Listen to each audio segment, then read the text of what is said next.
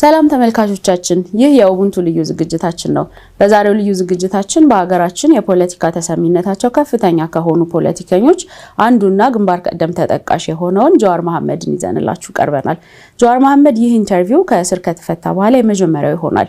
በዚህ ኢንተርቪው ስለ ሀገራችን ወቅታዊ ሁኔታ እስር እንዴት እንደነበር ስለ ቀጠናው ፖለቲካ እንዲሁም የተለያዩ ጉዳዮች ልንወያይ በቢሮ ተገኝተናል።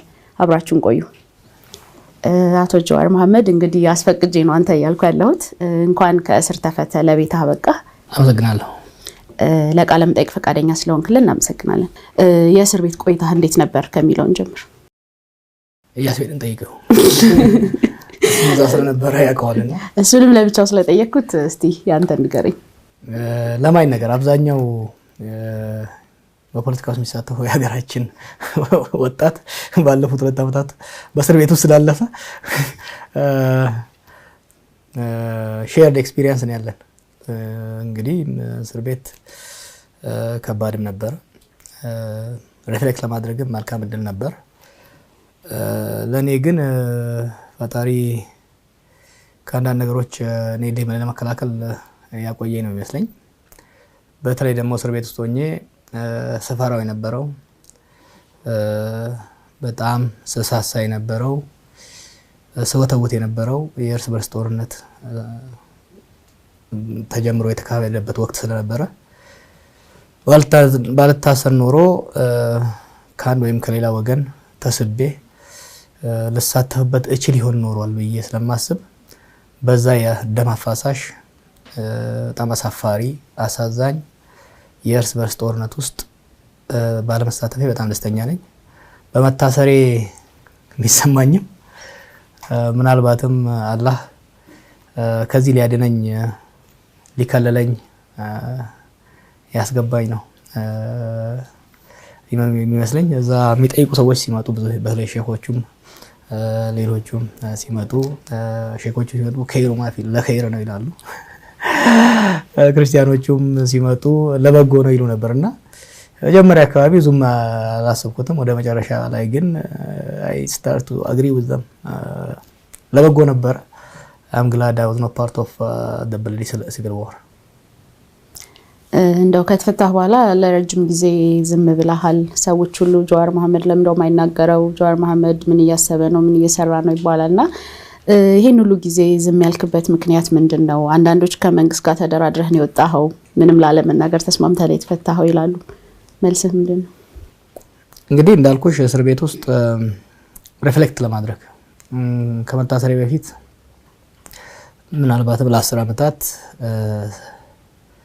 ያለማቋረጥ በኢትዮጵያ ፖለቲካ ውስጥ ተሳተፍ ነበር። ብዙ እናገር ነበር፣ ብዙ ጽፍ ነበር፣ ብዙ ኢንጌጅ አደረግ ነበር። እስር ቤት ውስጥ ሪፍሌክት ለማድረግ ከፍተኛ እድል አገኘው። ያ ብቻ ሳይሆን በተለይ ወደ ቃሊቲ ከሄድን በኋላ ለማንኛውም ታራሚ ቴሌቪዥን ነበረን፣ የመንግስት ቴሌቪዥን ነበረን። በቴሌቪዥን ላይ ብዙ ነገሮችን እናይ ነበር። አንዱ የተረዳሁት ነገር ተናጋሪ እንጂ አድማጭ አልነበረም። ወደ ኋላ ሄጄ ሳስበው በተለይ ለውጥ እንደመጣ አካባቢ መደማመጥ ቢቻል ኖሮ አብዛኛው ሀገራችን የገባችበት ችግር መከላከል ማስወገድ ይቻል ነበር ወደሚለው መደምደሚያ የገባሁት። ስለዚህ እስር ቤት እያለሁ ነው እንደወጣው ለተወሰነ ጊዜ ላለመናገር የወሰንኩት። አንዱ ለማዳመጥ ወሰንኩ። ለረጅም ጊዜ እንደምታውቂው በጣም እናገር ነበር። ያ ብቻ ሳይሆን በአለፉት 2 ዓመታት እኛ እስር ቤት በነበርንበት ውስጥ ከዛ በጊዜ በገፋ ሁኔታ ተናጋሪ የበዛበት አድማጭ የጠፋበት ነበር። አንዳንዴ እንቅልፍ እምቢ ሲለን ተነስተን ከበቀለ ጋር ቴሌቪዥን ላይ ነበር። በጣም እናከብራቸው ሞዴሬት የነበሩ ፕሮግሬሲቭ የነበሩ ግለሰቦች እያየናቸው በጣም ወደሚያሳዝንና አስፈሪ ወደሆነ ንግግር ሲገቡ አየናቸው። በመንግስት ቴሌቪዥን ምሁራኖች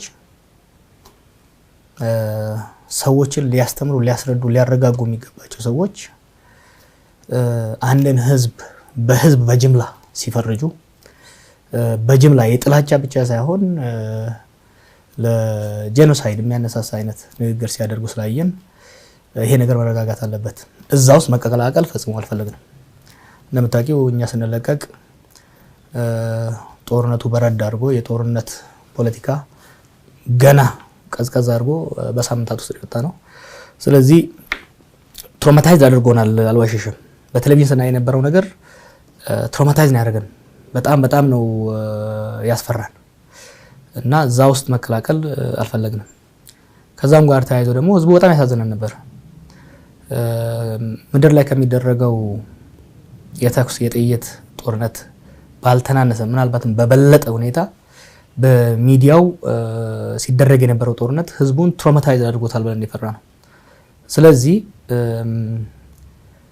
ተፋላሚ በተለይ በሰሜን አካባቢ የነበሩት ተፋላሚ ኃይሎች ከጣለው ጨፍልቀው ደምስሰው ከሚለው ወደ ሰላም ነው የሚያስፈልገው ወደሚል ሲመጡ እኛም በጣም ተንፈሰናል።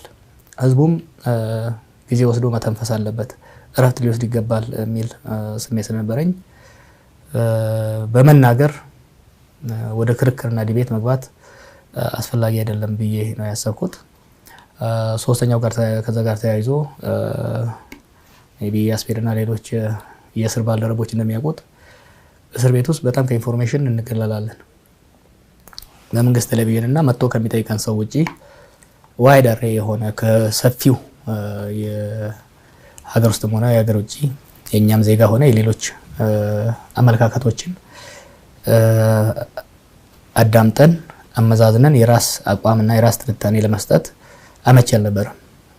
ስለዚህ ስወጣ የኛንም ማህበረሰብ የኛንም አመራር ዲያስፖራ ያለውንም ማህበረሰብ ከተለያየ የፖለቲካ የማህበራዊ ቤዝ የሚመጣውን እንዲሁም ደግሞ ከውጪ የዲፕሎማቶቹንም አመለካከት ትንታኔ ግንዛቤ መረዳት ነበረብኝና ብዙውን ጊዜ ያጠፋሁት ሰዎችን ፕራይቬት በሆነ መልኩ በማግኘት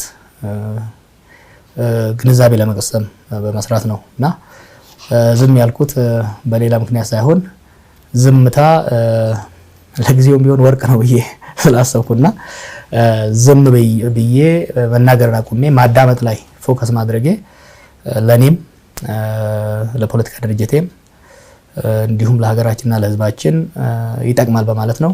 የጠቀመም ይመስለኛል። ስለዚህ ከመንግስት ጋር የተስማማው ምንም አይነት ቅድመ ሁኔታ የለም? ምንም ቅድመ ሁኔታ የለም።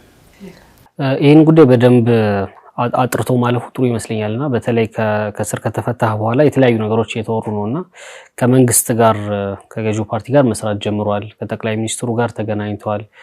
የተፈታውም ለዚህ ነው። አሁንም እየሰራ ያለው የመንግስትን ስራ ነው የሚሉ አሉባልታዎች አሉና ምንድነው ትክክለኛው ነገር? እኔም ሰማቸዋለሁ አሉባልታዎቹን። እኔ ከማንም ጋር የግል ቁርሾ የለኝም። የታሰርኩትም ቢሆን በፖለቲካ ልዩነት እንጂ በግል ጠብ አይደለም። ከጠቅላይ ሚኒስትሩ ጋር አልተገናኘንም። ሊያገኘኝ ከፈለገ ግን ሁሌም ዝግጁ ነኝ። ከጠቅላይ ሚኒስትሩ ጋር ብቻ ሳይሆን ከአብይ ጋር ብቻ ሳይሆን ከመሮም ጋር ከደብረ ጽዮንም ጋር ከሁሉም በአሁኑ ወቅት በሀገራችን ባለው ግጭት ውስጥ እየተሳተፉ ካሉ ኃይሎች ጋር ተገናኝቶ ሀገራችንን ከጦርነት አስወጥቶ ወደ ሰላምና ልማት ለመመለስ እድሉ ከተገኘ ከማናቸውም ጋር ለመስራት ከማናቸውም ጋር ለመተባበር ከማናቸውም ጋር ለመነጋገር በማንኛውም ቦታና ሁኔታ ለመነጋገር ዝግጁ ነኝ። እኔም አልፈቅደው ግን ከማናቸውም ጋር አብሬ ጦርነትን ማፋፋም አልፈልግም። ከማናቸውም ጋር ሁሉ በጦርነቱ እየተሳተፉ የሚሆኑ በጦርነቱ እያልተሳተፉ ያሉ ምሁራንና ልሂቃን ወደ ሰላም ጠረጴዛ መምጣት አለባቸው ብዬ አምናለሁ። ከአንዳቸውም ጋር ግላዊ ጠብ የለኝም። ስለዚህ ገዢው ፓርቲ ሀገር እየገዛን ያለው ሀገር እያስተዳደረን ያለው ለሀገሪቷ ያለገባችበት ችግር ትልቁን ድርሻ የሚወስደው ገዢው ፓርቲ ነው። እንደ መሪም ጠቅላይ ሚኒስትሩ ነው። ወደ መፍትሄ የምንገባ ከሆነ የነሱ ተሳትፎ የነሱ ፈቃደኝነት ወሳኝ ነው።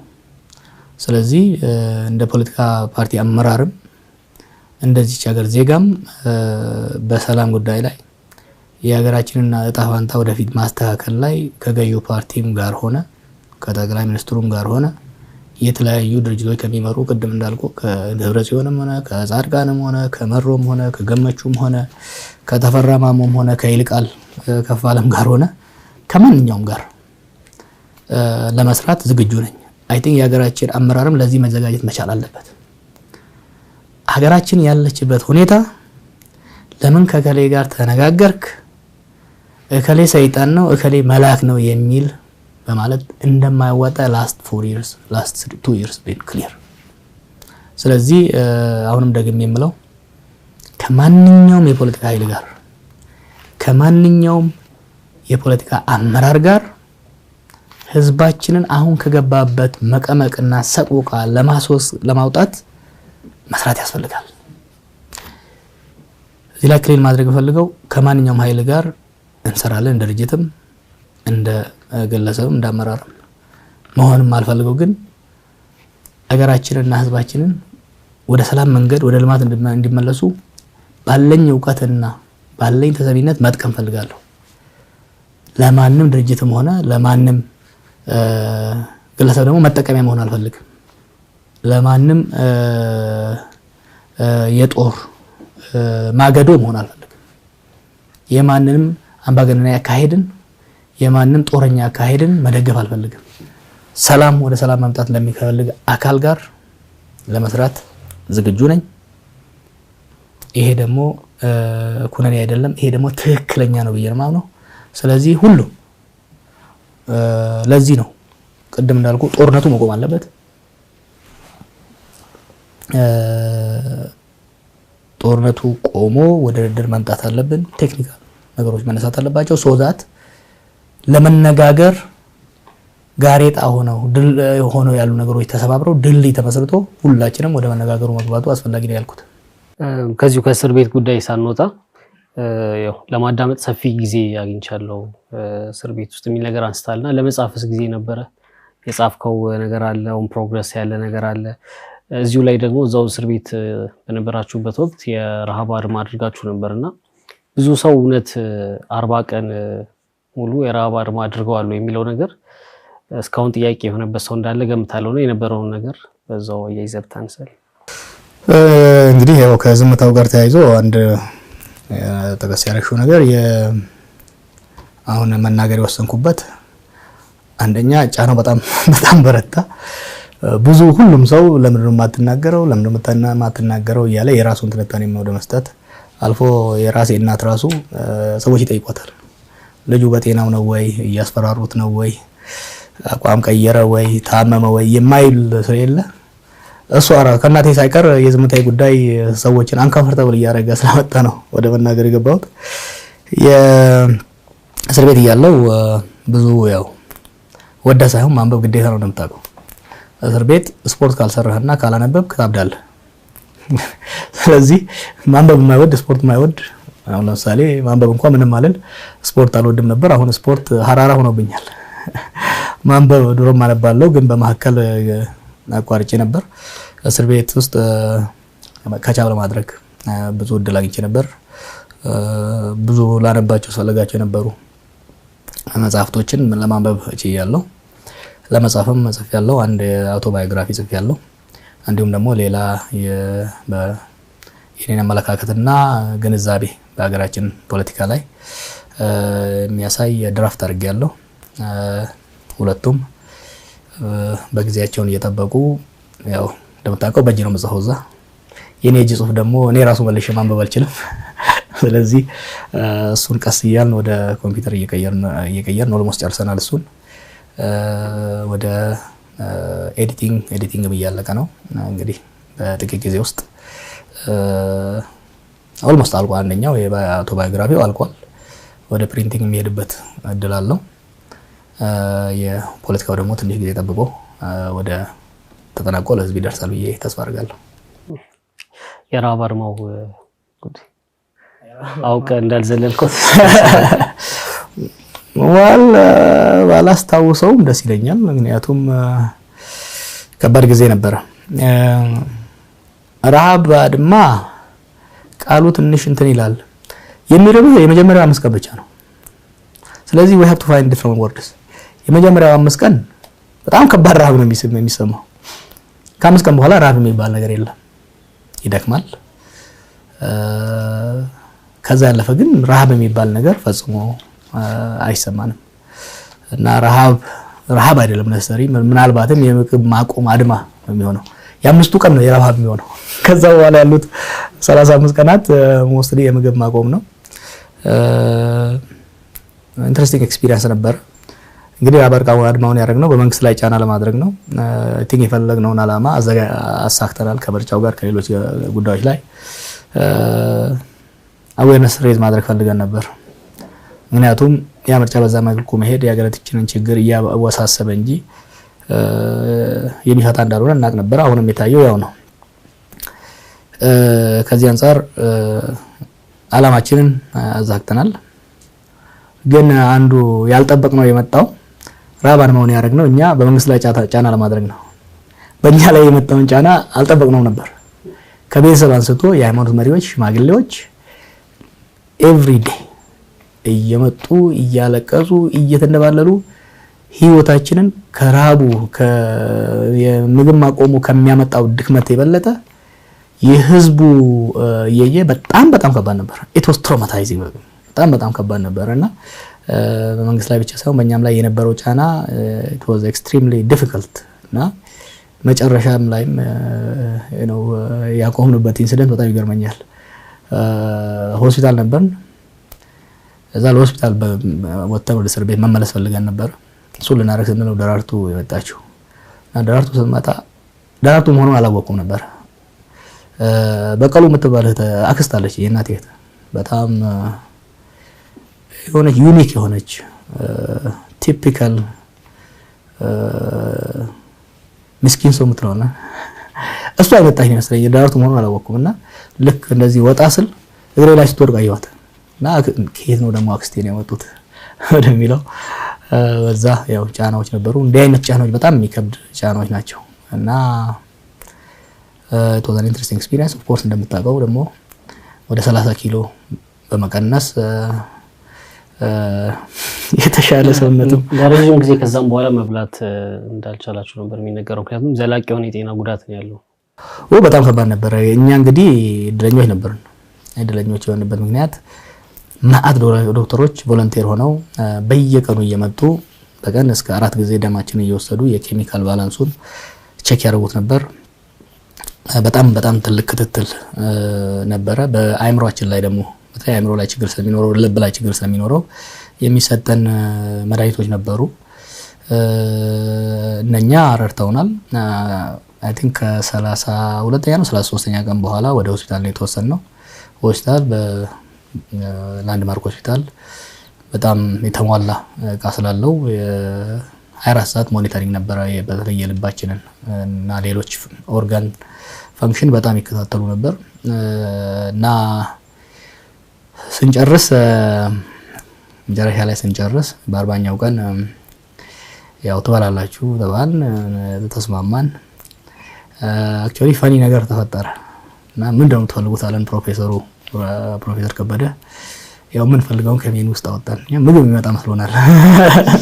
ይሄ መጣው ግን ቺክን ሱፕ ከሱፕ ነው የመረጥነው። ቺክን ሱፕ ብሮኮሊ ቺክን ሱፕ በጣም ወዳለው እና እሱ ነው የመጣው። ሲመጣ ግን በኩባያ ነው የመጣችው እና አንድ ቺክን እና አንድ ብሮኮሊ ሁለት ቺክን እና አንድ ብሮኮሊ ነው ውስጡ ያለው። በቃ ስታርተር መሆን አለበት ብለን እየተንገበገብኩ በቃ አንዷን ብድግ ሳረግ አንዷ ልክ አፌ ላደረገች ወደቀችብኝ። አሳዝነኝ ላነሳት ሲል ነርሷ ሳታ ያደገጠቻትና የነበረው እሷንም ምግብ ሆና አንድ ብርጭቆ ትንሽ ብርጭቆ ነችና እሷንም ምግብ ሆና ከፍተኛ የህመም ነው የተሰማን። በተለይ በቀለ መጀመሪያ እኔን ሲያመኝ ሲስቁብኝ ነበር በቀለና ሐምዛ። መጨረሻ ላይ እነሱም ላይ በቀለ በጣም ህይወቱ አደጋ ላይ ደርሶ ነበር እና ለ2-3 ሳምንት በጣም የተመጠነ ምግብ ነበር ስንወስድ የነበረው። ፕሮባብሊ ለ3-4 ወር እንደፈለግነው የምንፈልገው ለመብላት አስቸጋሪ ነበር። ሆስፒታል ያላችሁ አንድ ፎቶ ወጥቶ ነበር። አይ ቲንክ በጣም ማህበራዊ ሚዲያ ላይ ሲዘዋወር ነበር። በጣም ብዙ ሰዎች ረሃብ አድማ ላይ እንደሆናችሁ ያላመኑ ሰዎች ራሱ በዛ ፎቶ ደንግጠው ነበርና ከወጣችሁ በኋላ እሱን ፎቶ አይታችሁታል? ምን ተሰማ? አይተነዋል። ከዛ እኮ ቀንሰናል። አይ ቲንክ እሱ እንደገባን አካባቢ ነው የገባን ቀን መሰለኝ እሱ የተነሳው ወደ ሆስፒታል የገባችሁ። ከዛም ሰው ነበር ማለት ነው። ከዛም በጣም ቀንሰን ነበር። በጣም ቀንሰን ያው ቤት ውስጥ ባኖር ነው ውጪ ቢሆን ኖሮ ነፋስ ይዞን ይሮጥ ነበር። ወል እንግዲህ ሁሉም ነገር ጥሩ በጎም መጥፎም እንትን አለው። ለኔና በቄ ድሮም ቤልት ነው ፊዚካሊ። እኔና ሀምዛ በጣም ወፍራሞች ነበር። አይ ቲንክ ሀምዛ ወደ 32 ኪሎ እኔ ወደ 30 ኪሎ መቀነስ ይችላል። ከዛ በኋላ ደግሞ ስፖርት ቀጠልበት። ስለዚህ ማሳደር የፈለጋችሁትን ጫናም ማሳደራችኋል ብለህ ታስባለህ? ምን ፈልገው መልእክት አስተላልፈናል። ከእስር ቤት ቆይታ ጋር የተያዘ የመጨረሻ ጥያቄ፣ እስር ቤት በነበራችሁበት ወቅት በተለይ ወደ ፍርድ ቤት የምትመላለሱበት ወቅት በጣም የበዛ ምስጋና ነበር የምትሰጡት ለጸጥታ ኃይሉም ለአቃቤ ሕጎቹም ለዳኞቹም እና ከልብ የመነጨ ነበር። ምንድነው የምስጋናው ምክንያት? ከልብ የመነጨ ነው። ከበቀለ ጋር ከሆነ ከልብ የመነጨ እንጂ ከሌላ የመነጨ መናገር አትችልም። በቀለ ዘሪል በቀለ ጋር እንትን ለፈጽሞ ሊኖር አይችልምና እውነቱን ለመናገር በራሳችን በእኛ ላይ ከያዙን ቀን ጀምሮ የፌደራል ፖሊስ ሆነ ከዛም የፌደራል መርማሪዎች አቃቢ ሕጎች ከዛ ወደ ማረሚያ ከገባን ወዲህ በሚገባው ክብር እየሰጡ ነው ያስተናገዱን። እንደማንኛውም ታራሚ እንደማንኛውም ታሳሪ የሚመብታችንን አልነፈጉንም፣ ክብራችንን አልቀነሱም። እኛም ሙያቸውና ኃላፊነታቸው ግዴታቸውን ስለምንረዳ እነሱን የመጋፋት ሁኔታ ውስጥ አልገባንም። ሰውን ያላመሰገነ ሰው ፈጣሪንም ሊያመሰግን አይችልም። ስለዚህ ያንን ማስገባት ነበረብን። አንደኛ ምስጋናችንን ለመግለጽ፣ ሁለተኛ ለማበረታታት።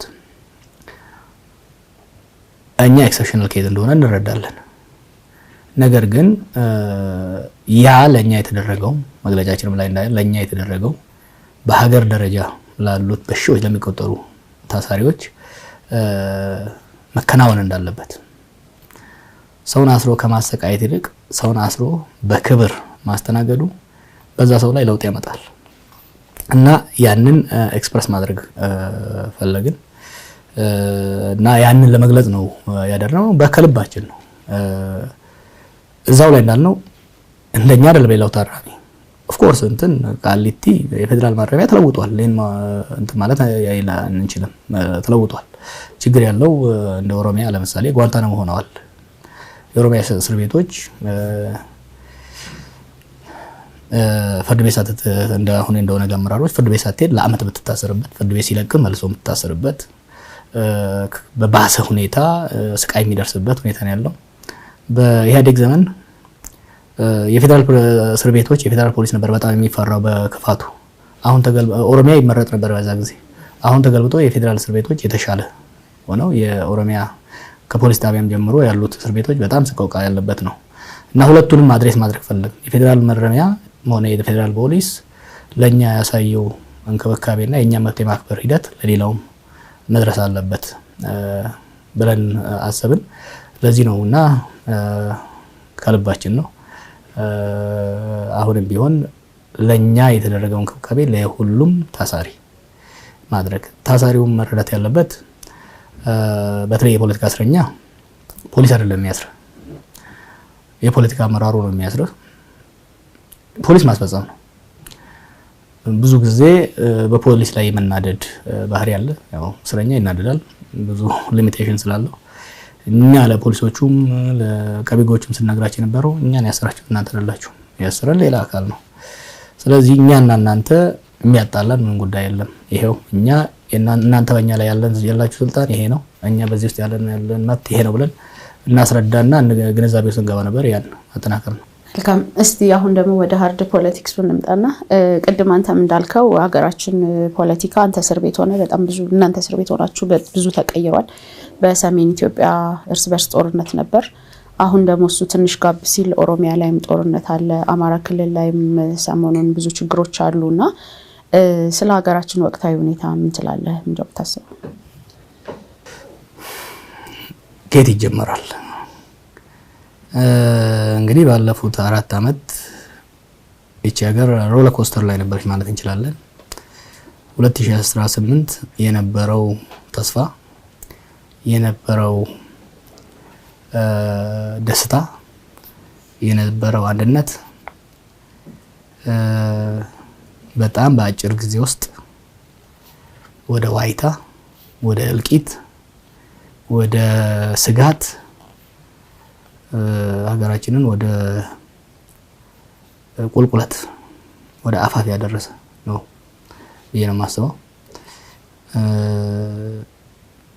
ምናልባት በአለም ታሪክ ያን የመሰለ እድል በአጭር ጊዜ ያጨራክፎ ያን ከመሰለ ከፍተኛ ተስፋና ደስታ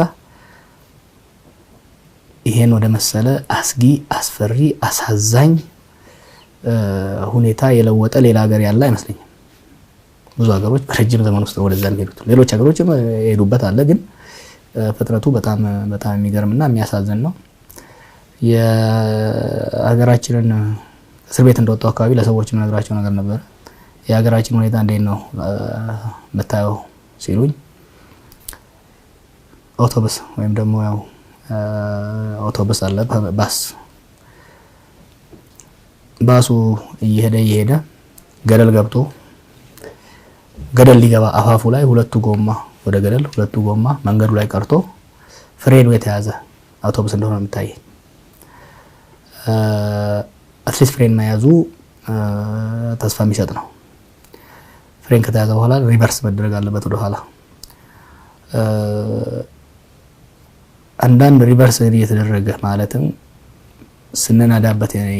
ስንነዳበት የነበረው የተሳሳተ መንገድ ፋይናሊ ወደ ገደል አፋፍ አስገብቶናል ያው ገደል ውስጥ አልገባንም ገደል አፋፍ ውስጥ አስገብቶናል ገደል አፋፍ እንዳንገባ ፍሬን ያዝን ይመስለኛል ፍሬን መያዝ ግን በቂ አይደለም ሪቨርስ ላይ አድርጎ ማስወጣት ያስፈልጋል ለማስወጣት ደግሞ ፈርስት ኤንድ ፎርሞስት ሾፌሩ ሪቨርስ ላይ ማድረግ አለበት ሁለተኛ ደግሞ የመጀመሪያው ጎማ ወደ ውስጥ ስለገባ መኪናው በራሱ ሊወጣ አይችልም የብዙ የተረባርበው ወደ ኋላ መጎተት መቻል አለባቸው ብዙ የተረባርበው ወይም ተረባርበን ወደ ኋላ ለመጎተት ደግሞ ሾፌሩ አስተማማኝ በሆነ መልኩ ሪቨርስ ማድረጉን ማየት ይፈልጋል ማለት ነው ምክንያቱም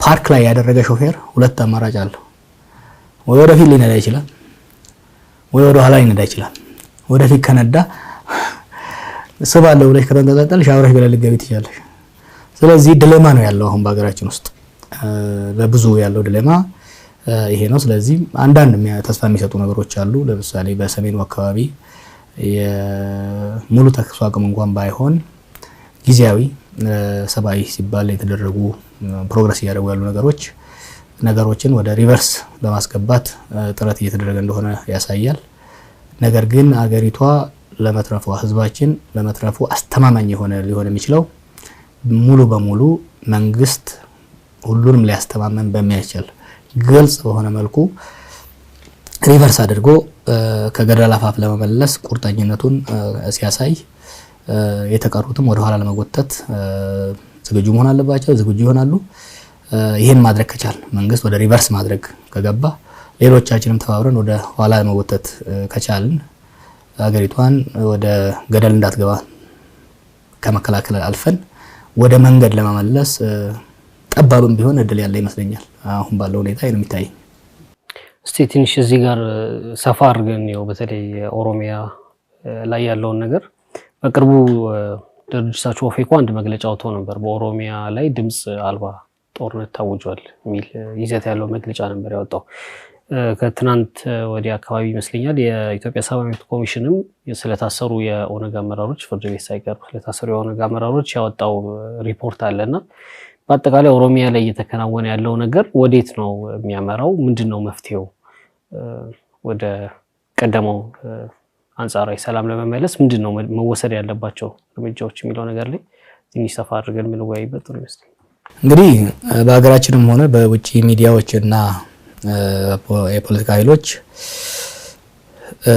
ግንዛቤና ትኩረት ባይሰጠውም ለረጅም ጊዜ ከሰሜኑ ቀድሞ የእርስ በርስ ጦርነት ሲቪል ዋር ሲካሄድ የነበረበት ኦሮሚያ ውስጥ ነው። ምናልባትም early 2019 ከ2019 ጀምሮ እየሰፋ የመጣ የእርስ በርስ ጦርነት ኦሮሚያ ውስጥ ሲካሄድ የቆየው መጠኑ እየሰፋ ነው የሄደው። መንግስት ገና ከመጀመሪያው ወደም ተሳተፍ ስለነበር አውቀዋለሁ። ገና ከመጀመሪያው ስጋት ነበረን። ይህን ስጋት ለማስወገድ ግጭቱ ሰፍቶ ወደ ሰፋ መጠነ ሰፊ የእርስ በርስ ጦርነት እንዳይሄድ ብዙ ጥረትም ስናደርግ ነበረ። የሰሜኑን ጦርነት ሆነ የኦሮሚያውን ጦርነት መንስኤው ተመሳሳይ ነው። ሽግግሩን በአግባቡ ማስኬድ አለመቻላችን ነው። ታስታውሱ እንደሆነ ኢህአዴግን ለመጣል በምናደርገው ትግል ውስጥ ወይም ደግሞ ለመቀየር በምናደርገው ትግል ውስጥ ሁለት ፌዝ ነው ያስቀመጥነው። የመጀመሪያው ስርዓቱን አስገድዶ ወደ ሽግግር እንዲገባ ማድረግ ነበር። ሁለተኛው ምዕራፍ ደግሞ ያንን ሽግግር መምራት፣ ያንን ሽግግር በትክክለኛ ጎዳና በትክክለኛ ሀዲድ ላይ ማስኬድ ነበር። ከዛ ውስጥ ሀዲዱን ከማስያዝ ስራው የመጀመሪያውና ወሳኝ የሆኑ 3-4 ክንውኖች መከናወን ነበረባቸው። አንደኛው ለ27 ዓመታት ስርዓቱን ዶሚኔት አድርጎ የነበረው የህወሓት ኃይል ከስልጣን የተገፋው ተመልሶ ሪኢንቴግሬት የሚደረግበት ሪኮንሳይል የሚደረግበት ፕሮሰስ መደረግ ነበረበት። ይሄንን አስቀምጠን ነበረኛ። ይሄ በሚገባ ባለመካሄዱ ነው የሰሜኑ ጦርነት የተከናወነው ማለት እንችላለን። ሰፊ ነው ውስጡ፣ ግን አንዱ ይሄ ነው። ሪኢንቴግሬሽን ኦፍ ቲፒኤልኤፍ ፕሮፐርሊ ባለመሰራቱ ለሰሜኑ ጦርነት በር ከፍቷል። በኦሮሚያ ደግሞ ያለውን ስናይ አንዱ ሪኢንቴግሬሽን ኦፍ ቲፒኤልኤፍ ነው። ሁለተኛው ደግሞ ኢንቴግሬሽን ኦፍ አርምድ ግሩፕስ። ኢህአዴግን በትግል የሚታገሉ ድርጅቶች ነበሩ። እነዚህ ድርጅቶች ለረጅም ጊዜ ህይወታቸውን ኑሯቸውን መስዋዕት አድርገው ትግል ላይ ነበሩ። ለውጥ ሲመጣ ለዛ ለውጥም ሚና አላቸው። እዛ ለውጥ ውስጥም መሳተፍ ነበረባቸው። እነዚህን የታጠቁ ኃይሎች ወደ ስርዓቱ ወደ ለውጡ ባቡር በአግባቡ ማስገባት የራሱ የሆነ ስራ ነበረው። ዲዲአር ምንለው ዲስአርም ዲሞቢላይዝ ኤንድ ሪኢንቴግሬት ምንለው ስራ መሰራት ነበረበት። ይሄ ችላ ስለተባለ የታጠቁት ኃይሎችና የነሱን ፖለቲካ ኃይሎች ወደ ስርዓት የማስገባት ወደ ለውጡ የማስገባት የለውጡ አካል የማድረግ ስራ ከመስራት ይልቅ የተገፉበትና ተመልሰው ወደ ትግል የገቡበት ሁኔታ ነው ያለውና ኦሮሚያ ውስጥ በመታየው ነገር አልቲሜትሊ ሽግግሩ ሚስማኔጅ ከመደረጉ ጋር የተያያዘ ነው። እንግዲህ ከዛ ተነስተን አሁን ኦሮሚያ ውስጥ በጣም የሚያሳዝን የእርስ በርስ ጦርነት ሲቪል ዋር ነው እየተካሄደ ያለው። ይሄንን መሸፋፈን አያስፈልግም። እኛ ጥረት በምናደርግበት ወቅት በተወሰኑ ወረዳዎች ላይ የነበረ ግጭት አሁን ክልሉን ሙሉ በሙሉ አጋይቷል። ራሚፊኬሽኑ ወይም ደግሞ ውጤቱ ደግሞ በክልሉ ብቻ የሚመጣ ሳይሆን አጎራባች ክልሎችንም ወደ ግጭቱ የሚያስገባና እያስገባ ያለ መሆኑን መረዳት ያስፈልጋል። ህዝቡ በጣም ከፍተኛ መስዋዕትነት እየከፈለ ነው። በጣም ከፍተኛ ጉዳት እየደረሰበት ነው። አንዳንድ ሪፖርቶች እንደሚያሳዩት እስከ 25% የሚሆነው መሬት አልታረሰም። እንግዲህ በኋላም እናየው የምንችለው ይሆናል። ካለው የኢኮኖሚ ችግር፣ ካለው ድርቅ፣ ካለው የምርትና እህል እጥረት አንጻር የሀገሪቱ የትልቅ አምራች ከሆነው ክልል ውስጥ እስከ 25% የሚሆነው አላረሰም ወይ ደግሞ ያረሰውን አልሰበሰበም ማለት ምን ማለት እንደሆነ መንገዘብ ይቻላል። በህዝብ ደረጃ ስትወስደው ህዝብ በየቀኑ ይሞታል፣ በየቀኑ ያልቃል። ተስፋ በጣም የተጨናገፈ በላይ ያለበት ሁኔታ ነው ያለው። ነገር ግን በሰሜኑ አካባቢ ቅድም ያልነው ትናንሽ ተስፋዎች የአውቶቡስን ፍሬን ከመያዝ አልፎ ሪቨርስ የማድረግ ሂደቶች እናያለን በሰሜን አካባቢ በትግራይ ግጭት አንፃር ማለት ነው። በኦሮሚያ ግን ፍሬን እንኳን የመያዝ ሂደት እያየን አይደለም። ይሄ ሁሉም መገንዘብ ያለበት ኢትዮጵያ ሰላም እንዲመጣ ከተፈለገ ሰላም በሁሉም ቦታ መሆን ያለበት። ቤት ሲቃጠል ከአንድ ጎን እሳት እየነደደ በሌላ ጎን አጥፍቼ እዛ ቤት ውስጥ እኖራለሁ ማለት አይቻልም። ትንሽም ቢመስል በሌላ ጎን ያለ እሳት አድጎ በቀኝ በኩል የተለኮሰ እሳት ወደ ግራ መምጣቱ የማይቀር ነው። ስለዚህ በዚህ ላይ አስፋጣኝ ስራ መስራትና ሰላም ማምጣት በጣም አስፈላጊ ነው የማምነው።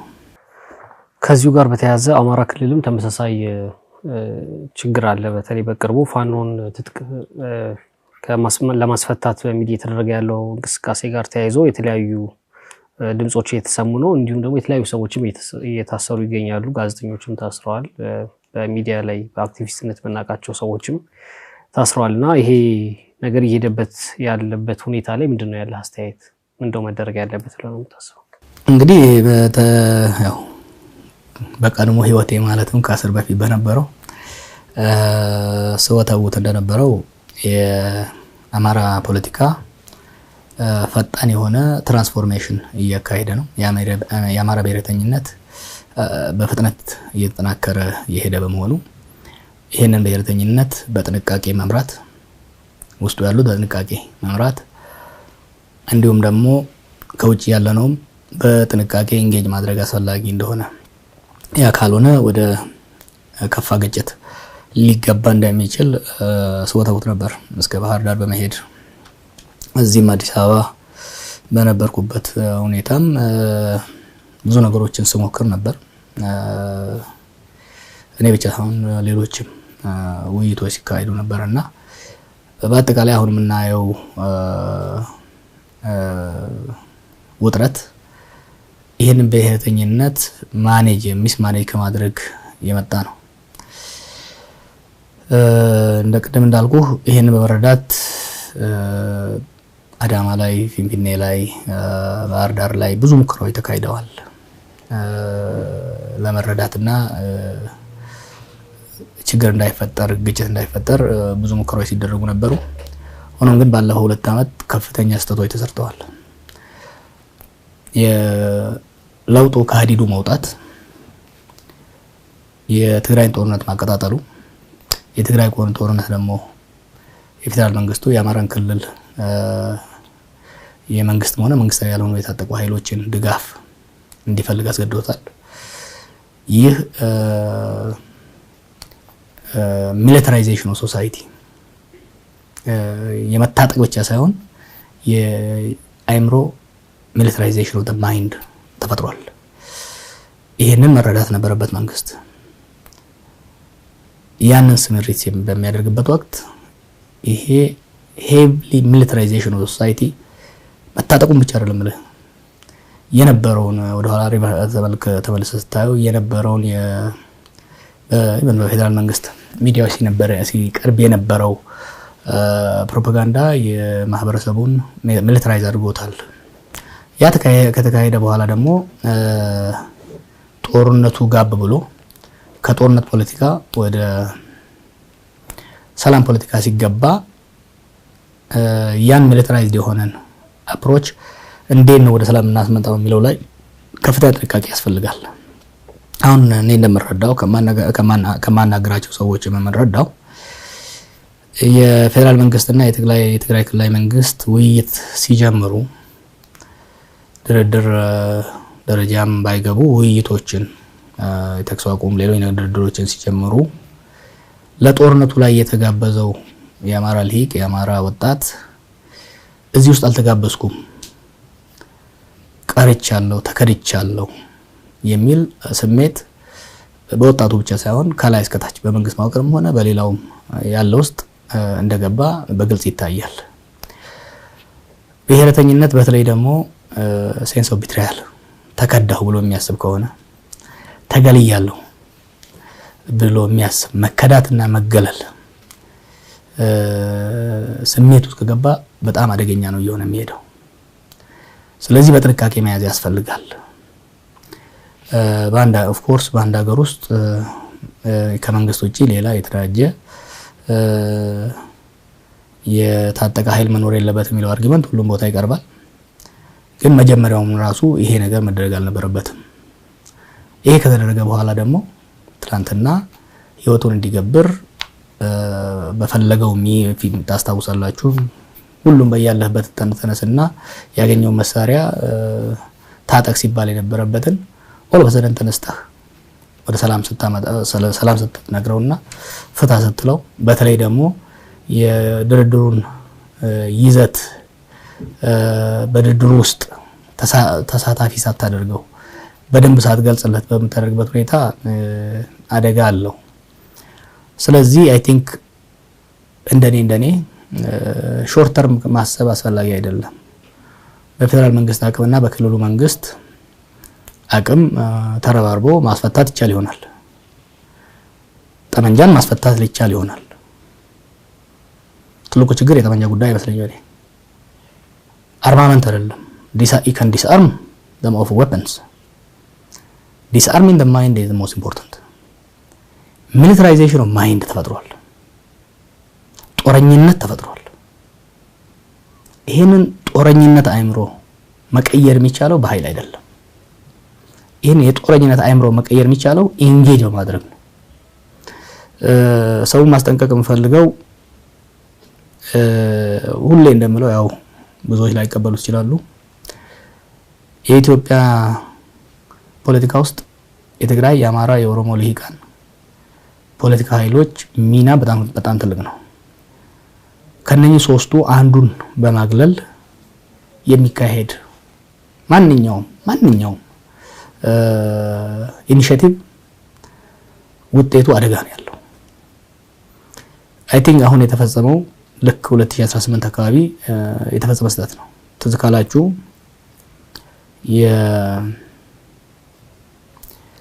ከኤርትራ ጋር ሁላችንም ሰላም እንፈልግ ነበር። ከኤርትራ ጋር ሰላም እንፈልግ ነበር። 20 ዓመት የነበረው ሁለቱም ሀገሮች የጎዳው ግጭት እንዲረግብና ሁለቱ ሀገሮች ወደ ሰላም ተመልሰው ኢትዮጵያም የባህር በሩን እንድትጠቀም ኤርትራም የኢትዮጵያ ማርኬት እንድትጠቀም ብዙ ምኞት ነበረ። በጣም ደስተኞች ነበርን። ያ ሂደት ግን የትግራይ ልሂቃን አላሳተፈንም፣ ያገለለን ነው። እንዳውም በእኛ ላይ የሚሸረብ ሴራ ነው ወደ ማለት ነው የገቡት። ይሄ ውጤቱ ወዴት እንደሄደ እናውቃለን። አሁንም ቢሆን ከትግራይ ጋር ሰላም እንዲፈጠር እንፈልጋለን፣ መፈጠር አለበት። ከትግራይ ጋር ሰላም ስንፈጥር ግን ሌላው የሀገራችን ክልል የሀገራችን ማህበረሰብ በዛ ሰላም ሂደት ውስጥ ተቋዳሽ ተሳታፊ ካልሆነ ያ የሰላም ሂደት ሳይሆን እኔን ለማግለል እኔን ለማጉዳት የሚደረግ አላያንስ ነው ብሎ የሚያስብ ከሆነ አንደኛ ሰላማዊውን ለማደናቀፍ ብዙ ወደ ስፖይለር የሚለወጥበት እድል አለ እና ይሄንን ለመቀየር አማራ ክልል ላይ የሚደረጉ እርምጃዎች በከፍተኛ ጥንቃቄ ከሴኩሪቲ እርምጃዎች የበለጠ የፖለቲካ ስራዎች ያስፈልጋሉ። አንዱ ኢህአዴግና ውጤቶቹ ያቃታቸው ነገር ምንድነው? ሁሌም ለፖለቲካዊ ችግር ወታደራዊ ወይም ደግሞ የሴኩሪቲ መልስ ነው የሚፈልጉት። ይሄ ነው ለዚህ ጣጣ ያደረሰን። በኢህአዴግ ዘመን የቄሮ ጥያቄ በጣም ሲምፕል ነበር። ማስተር ፕላኑ ማቆሙ ነበር። ማስተር ፕላኑ ማቆም ላይ ቁጭ ብለው ከመደራደር ይልቅ ወደ መግደል፣ ወደ ማሰር፣ ወደ ማፈን ተሄደ። ውጤቱ የሥርዓቱ መለወጥ መገፋት ነበር። አሁንም ቢሆን ፋኖም ላይ ሆነ የአማራ ፖለቲከኞች ላይ የሰላ ትችት ማድረስ ይቻላል። ብዙ የሚከሰሱባቸው ነገሮች ይኖራሉ። ሆኖም ግን የፌደራል መንግስቱ ብቻ ሳይሆን እኛም በተቃዋሚ ወገን ያለ ነው ረጋ ባለ መልኩ በክልሉና በህዝብ ውስጥ ያለውን አመለካከት ያለውን ፍራቻ መረዳት ያስፈልጋል፣ ማዳመጥ ያስፈልጋል። በማዳመጥ መፍትሄ ይመጣል። በማግለል ሌብል በማድረግ ሌብሊንግ እኛ ላይ ሲደረግ የነበረው ሌብሊንግ ነው አሁን እነሱ ላይ እየተደረገ ያለው። ይሄ ሌብሊንግ አክራሪዎች ጽንፈኞች የሉም ማለት አይደለም። አንድ ከሀገራችን ፖለቲካ ውስጥ ማውጣት ያለበት ነገር ደመስሰዋለሁ አወድመዋለሁ የሚባል ነገር ማውጣት አለበት። አልቲሜትሊ የኦኤልኤም ሆነ የቲፒኤልኤፍም ሆነ የፋኖም ሆነ የሚሊታራይዝ የሆነበት ምክንያቱ ፖለቲካዊ ነው። መንስኤው ፖለቲካዊ ነው። ይህንን ፖለቲካዊ መንስኤ መፍትሄ እስካልፈለግን ድረስ በወታደራዊ እርምጃ ልናስተነፍሰው እንችላለን፣ ለጊዜው ልናፍነው እንችላለን። ግን ስር እየሰደደ ስለሚሄድ ከስር መሰረቱ ለመፍታት ዋናው ጉዳይ ኢንጌጅ ማድረግ፣ የአማራ ልሂቃንን፣ የአማራ ምሁራንን፣ የአማራ አመራርን መቅረብ፣ ማዳመጥ፣ ህዝቡን ማዳመጥ፣ አገሪቷ ወደ ሰላም በምትሄድበት ሁኔታ ውስጥ ቀልጣፋ ተሳታፊ እንዲሆኑ ማስቻል የተሻለ አማራጭ ነው ባይ ነኝ። ከሰሞኑ ወይም ትንሽ ቆየ ስለ ብሔራዊ መግባባት በጣም በተደጋጋሚ ይወራል ሀገራችን ላይ። ብቻኛው ያለን ተስፋ እሱ እንደሆነ የሚናገሩ ብዙ ልሂቃንም አሉ። የእናንተ ፓርቲያችሁ ደግሞ ይሄ ናሽናል ዲያሎጉ ወይም ብሔራዊ መግባባቱ ላይ አንሳተፍም የሚል አቋም ይዟልና ምንድነው እንከኑ? ማትሳተፉበት ምክንያት ምንድነው? አይ ቲንክ ትንሽ የግንዛቤ ችግር አለ። እኛ እንደ ኦፌኮ አንሳተፍም አይደለም ያልነው፣ ቅድመ ሁኔታቸውን ያስቀመጥነው ብሔራዊ መግባባት ወይም ደግሞ ናሽናል ዳያሎግ የኦፌኮ አጀንዳ ነው። ዛሬ ሳይሆን የዛሬ 10 ዓመት 15 ዓመት ፕሮፌሰር መረራ ደጋግሞ ስለነበረው የሀገራችን የፖለቲካ ችግር በመጨፍለቅ በመደፍጠጥ በጦር አይፈታም። የሀገራችን ችግር በጦር ለመፍታት መሄድ ሁሌ እሱ የሚለው ከክራይሲስ ወደ ክራይሲስ ወደ ሌላ ክራይሲስ from crisis to crisis into crisis ነው ሁሌ የሚለው። ይሄንን የሚያመጣው ስለዚህ የሚገባን ሀገሪቷ የሚበጀው ድርድር ነው፣ ንግግር ነው። ብሔራዊ ድርድር እና ንግግር ተካሂዶ ገቨርንመንት ኦፍ ናሽናል ዩኒቲ የጋራ መንግስት መመስረቱ ነው የሚበጀው ሲል መቼም ገና በልዩነታችን ጀምሮ ስንሰማው የነበረ ነው። ስለዚህ ሌሎቻችንም በኦፌኮ ውስጥ የነበረው አመራር ሆነ አዲስ የተጨመርነውም የሀገራችን ችግር በጠመንጃ ሳይሆን በውይይት ነው መፈታት ያለበት። በስልጣን ላይ ያለው ኃይል ስልጣኑን ተነገን አድርጎ ከማፈን፣ ከመግደል፣ ከመጨፍለቅ ይልቅ ወደ ድርድር መግባት አለበት። ብሔራዊ ድርድር የሀገራችን ብቸኛው አማራጭ መንገድ ነው ብለን ብዙ ስንገፋ የነበረ ሲሳለቁብን የነበረ ጉዳይ ነው። ስለዚህ ኦፌኮ የብሔራዊ ድርድር ወይም ደግሞ የብሔራዊ መግባባትን አይፈልግም የሚለው የተሳሳተ አመለካከት ነው። እንፈልጋለን፣ አሁንም ቢሆን እንፈልጋለን፣ አሁንም ቢሆን ለሀገራችን የሚጠቅመው እሱ ነው ብለን ነው የምናምነው። ነገር ግን ብሔራዊ መግባባት ሲባል ፕሮሰስ አለው። ብሔራዊ መግባባት በሁለት ደረጃ ነው በአንድ ሀገር ውስጥ ሊካሄድ የሚችለው። አንዱ የፖለቲካ ልዩነቶች ወደ ጦርነት እንዳያመሩ የቅድመ ጦርነት ንግግር የሚባል ፕሪዋር ፕሪቨንቲቭ ሜካኒዝም ነው። የፖለቲካ ልዩነቶች የፖለቲካ ሽኩቻዎች ሀገርን እና የፖለቲካ ኃይሎችን ወደ ጦርነት እንዳያስገቡ በንግግርና በድርድር ለመፍታት የሚደረግ ብሔራዊ መግባባት አንዳለ። ያ ሳይደረግ እድል አመልጦ ሀገር ወደ ጦርነት ከገባች በኋላ ደግሞ ጦርነት ቆሞ ከጦርነት በኋላ ፖስት ዋር ለጦርነት መንስኤ የሆኑ ጉዳዮችም ሆኑ በጦርነቱ ውስጥ የተፈጠሩ ክስተቶች ለሌላ ጦርነት እንዳይጋብዙ ከስር መሰረቶች ለመፍታት የሚደረግ ክንውን ነው። ናሽናል ዳያሎግ is either a pre-war preventive mechanism or a post-war reconciliation and reconstruction mechanism። ይሄን መገንዘብ አስፈላጊ ነው። ናሽናል ዳያሎግ ወይም ደግሞ ብሔራዊ መግባባት በጦርነት መካከል ሊካሄድ አይችልም። ሀገራችን በጦርነት መካከል ነች። 2019 2020 መጀመሪያ አካባቢ ላይ ቢሆን 2019 ላይ ወይም ደግሞ 2018 ጥሩ ጊዜ የነበረው ለውጡ እንደመጣ የመጀመሪያ ወራት ውስጥ መጀመር ነበረበት።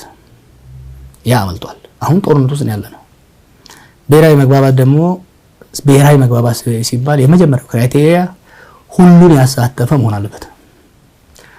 በተለይ ደግሞ ጦርነት ከተገባ በተለይ ፖስት ዋር ራሱ ከሆነ በተለይ ደግሞ ጦርነት ከተገባ ከሁሉም የበለጠ በብሔራዊ መግባባት ውስጥ መግባትና መሳተፍ ቅድሚያ ሊሰጣቸው የሚገባ በጦር ውስጥ የተሳተፉ ቡድኖች ናቸው። ጦርነት እየተካሄደ ግን እነዚህም በጦር የተሳተፉ ቡድኖች ማስተሳተፍ አይቻልም። ሊጋሊም ሆነ ሴኩሪቲ ዋይዝ ማሳተፍ አይቻልም። ይህ ስለሆነ ዋናውኛ ቅድመ ሁኔታ ያስቀመጥነው ብሔራዊ መግባባት ጥሩ ነው። መንግስት ለረጅም ጊዜ አልሰማ ብሎ አሁን የብሔራዊ መግባባት ማለቱ ጥሩ ነው፣ ደስ ብሎናል። ነገር ግን ይሄን ነገር በአግባቡ እንስራው። ይህ ስለሆነ ጦርነት ይቆም። ጦርነት ሙሉ በሙሉ ጦረኞቹ ሙሉ በሙሉ ይታረቁ አይደለም እያልን ያለ ነው። ብሔራዊ መግባባቱ ላይ ሊታረቁ ይችላሉ።